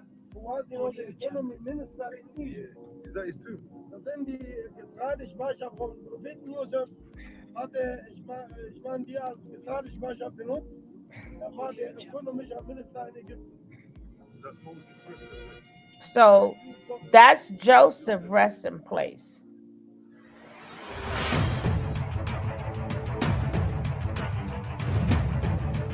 Sons of Ham.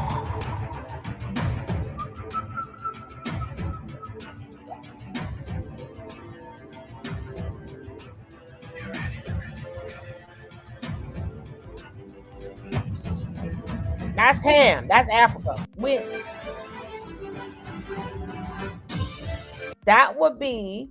This would be, y'all should already know when you see them. These are the sons of Joseph. They all from the Caucasus Mountains. We got Armenia, we got the North Caucasus, we got Russia. Names that we do know. We got Turkey, names that we do know. We got Iran, names that we do know. They're still there. They just renamed. They even got a Georgia. Georgia.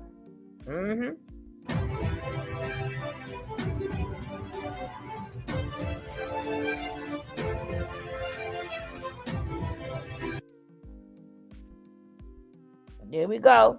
The same They are the same. And y'all gotta see how they say they got here. That was Lot and Aman, if I'm not mistaken. Y'all gotta read about.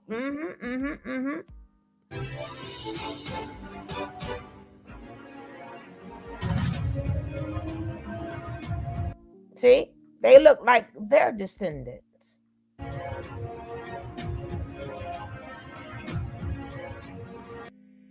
You got pagan Rome, got destroyed. Then we got papal Rome. All the same thing. All the same thing. Don't believe me? Ask Billy. Now, Jesus was a man. He was human. He was not a white man.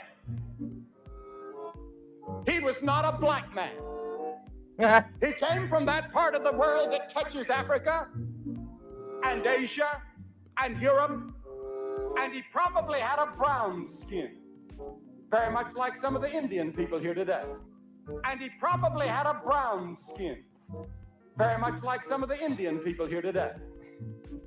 So he looked Indian, brown complexion, never heard of it. And don't ever forget another thing. Jesus belongs to Africa as much as he does to Europe and Asia. He was born in that part of the world that touches Africa and Asia and Europe, and Jesus was not a white man like me.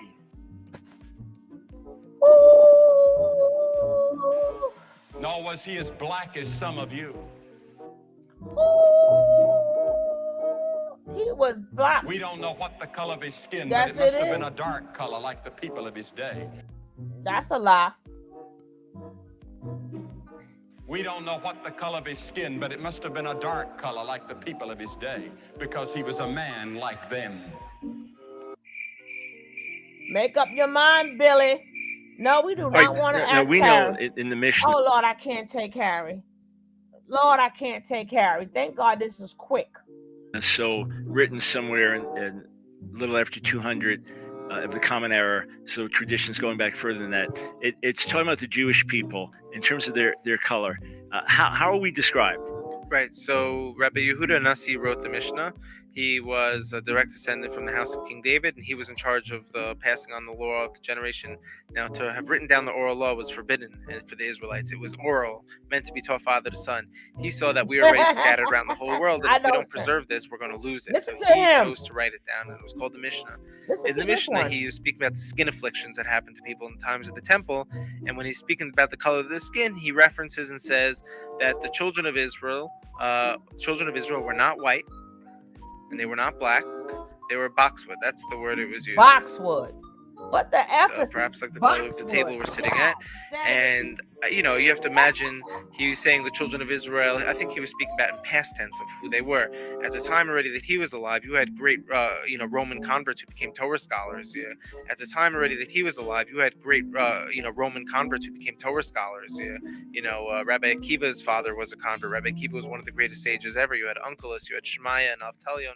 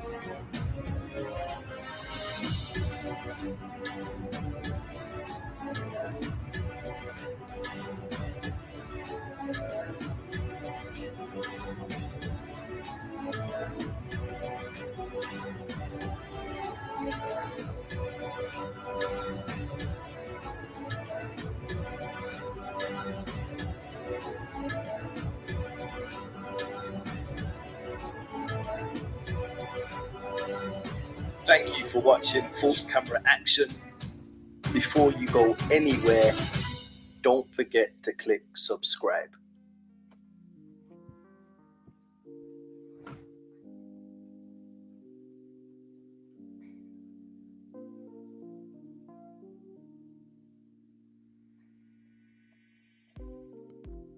That's what that's right. Now, I'm gonna leave y'all.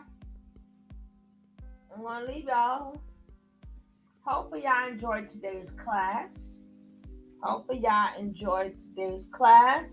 That should make you, it's not about the color. The thing is, what are we gonna do as a people? Purpose of these videos is, what are we gonna do as a people? Because it's all written down. It's already written down. That'll solve everything. We don't have to have 50 million different channels telling you about the fate of black woman, what the black woman is supposed to, what the black woman is supposed to do this, and the black man is supposed to do that. Baby, no. We know all these things already. What are we going to do as a people is the question. We're going to unite, but baby, besides unite, we're going to have to stop doing some things.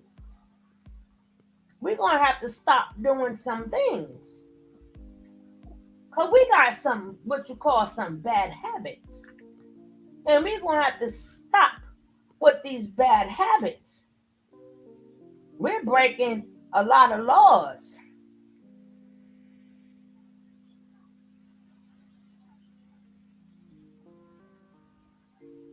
See, when y'all see people mixed, right?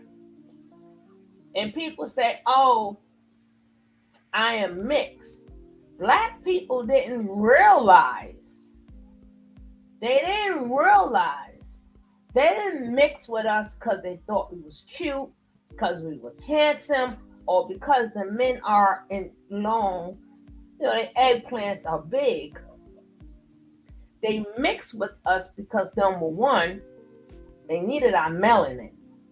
They mixed to the point that the same way we mixed, we don't know what we don't have that much percentage of European. They mixed enough with us, so they don't know how much black is in them.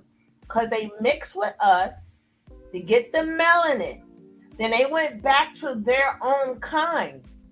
But that melanin is still being passed, number one. And then number two, they use us to save them. They didn't mix with us because they loved us, but they know when God comes back, He coming for His people. That's why in the Bible, God told you, do not mix. He told you, do not mix. They confused you to mix because it's not saving us. We're breaking a commandment by doing that, number one. But again, love who you want to love. Love who I'm trying stupid. Love who you want to love. But it benefits them. We think it benefits us because the baby's so pretty. Oh, the baby got colored eyes. Oh, the baby got straight hair. That's all we see. Because we don't think about, biblically speaking, who benefits? The chosen people. So if I'm going to mix with the chosen people, that means I can't get in there. But remember, God deals with generations. He don't deal with singular. He deals with generations. So if we keep mixing, we're saving their generations because now they have our blood in them. Okay? That's why we can't even get reparations, dummies. Because the same way they became the $5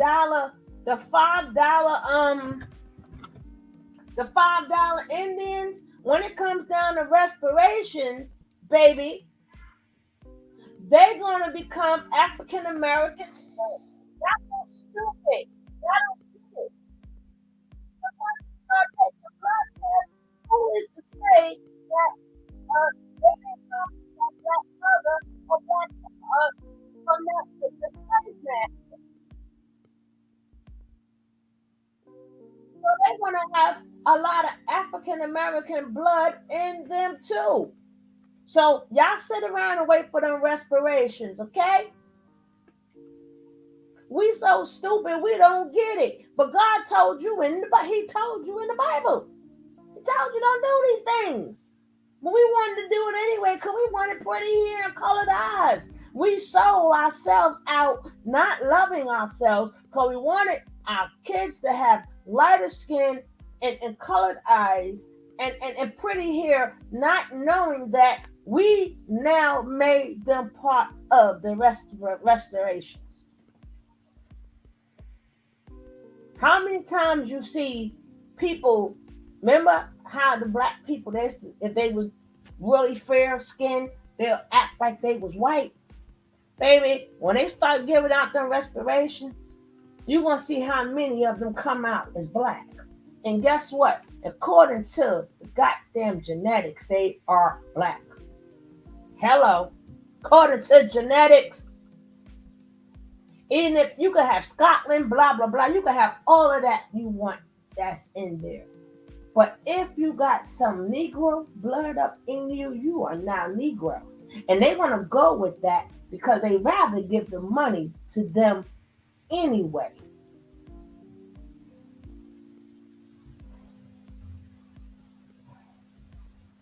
We can't form a nation because we can't even get the 12 tribes together.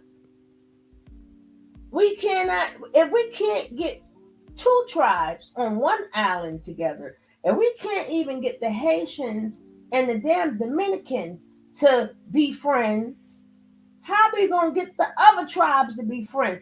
They on the same damn land. They on the same land. Spain took one half. The Spanish took the other half. There was once one people. We can't even get them 2 people on the same land to like each other. How are we going to get the 12 tribes together to become a nation? Judah can't do it by itself. Judah can't do it. Judah too busy, wanting to be a house Negro. They want to be the house Negro, or they want to be exploiting their people. That's what Judah want to do. Judah want to be up there and pimping they women, or you got the women who sleeping with all these men. They want to be popping the mollies and popping the pills. They want to be high all day. That's what Judah doing. Or they want to be, they're going to sell out each other so they can sit at other people's table.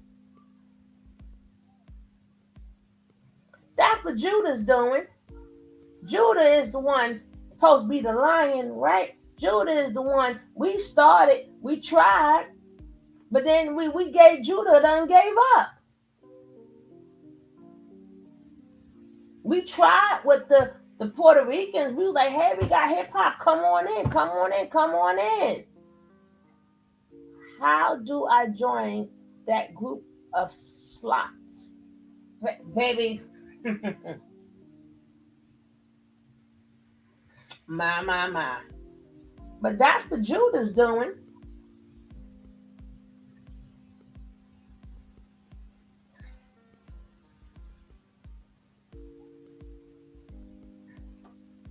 And then Judah, at one point, Judah and Benjamin formed the alliance. At one point in time, Judah and Benjamin formed a good alliance.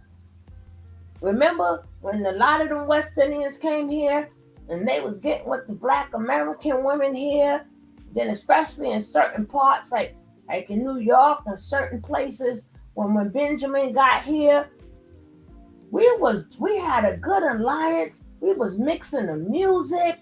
We was loving the West Indian music, and the West Indian music was loving us. We was doing everything. We had a good alliance.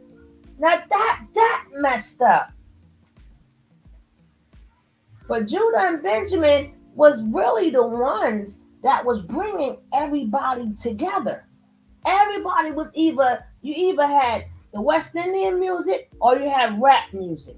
You had either or all around the world. All around the world, you had the West Indian music, and you had Benjamin's music, and you had Judah's music. We let people take it, and Benjamin don't realize, we had it together. We had it locked down together. We had it locked down.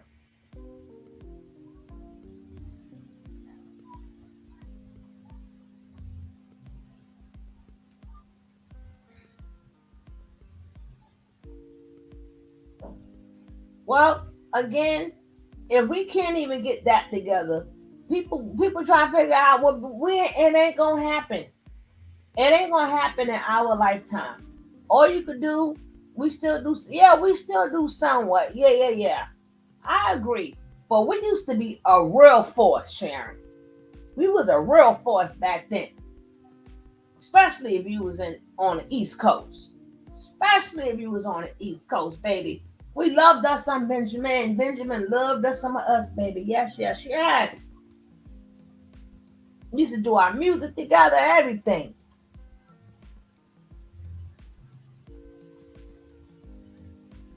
A lot of people right now, a lot of Americans right now would say, yeah, my family is from Guyana, my family from Trinidad, or my family from Jamaica, or my family is from like St. Thomas or something. Look how many Black Americans.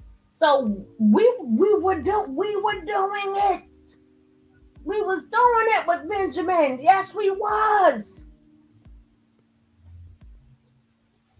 But again, we wanted kids with good hair. We want the kids with the good hair. We wanted the children with the good hair. Because we didn't think ours was good enough. We wanted to roll with the companies. We wanted to roll with the companies. We wanted to be famous. We wanted to wear them diamonds and pearls and have big houses that we're never going to see. Have a house full of clothes that we're never going to wear because you're not even home. And most of the stuff they get is free anyway. They can't even put their money back in the damn community. They can't even do that. Stop. And then you want to talk about what's wrong with the Black folks. That's what's wrong with the Black folks right there. And then we want to be singular. God don't deal in single. He deal with generations. Everybody, me and mine. I'm getting me the bag. Worry about your bag. I got the bag. Every time you say, I got the bag, you ain't worrying about your people. Soon as you say, I'm worrying about my bag, you're not worrying about your people.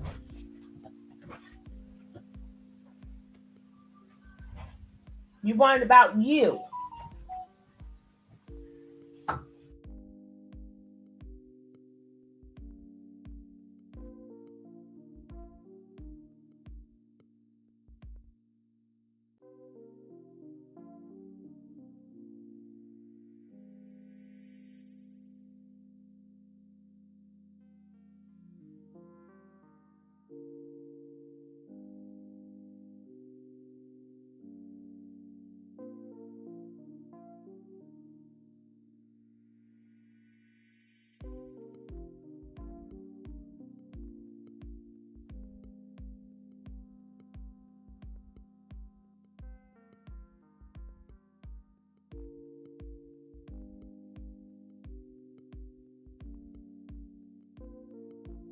you to get your damn dog. That was you. Now he's knocking down my You stuff. knocked your phone down. The dog did it. You made him do I that. told you take the dog I'm first. trying to take him. You pushed him over there.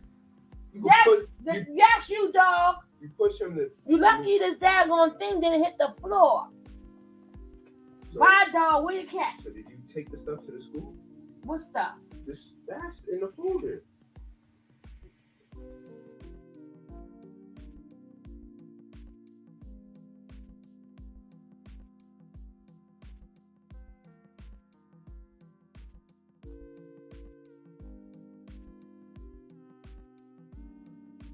Oh, guys, we are finished for class today. We're going to have another class if I didn't use up all my time. Damn dog. But I'm going to catch you guys on the other side.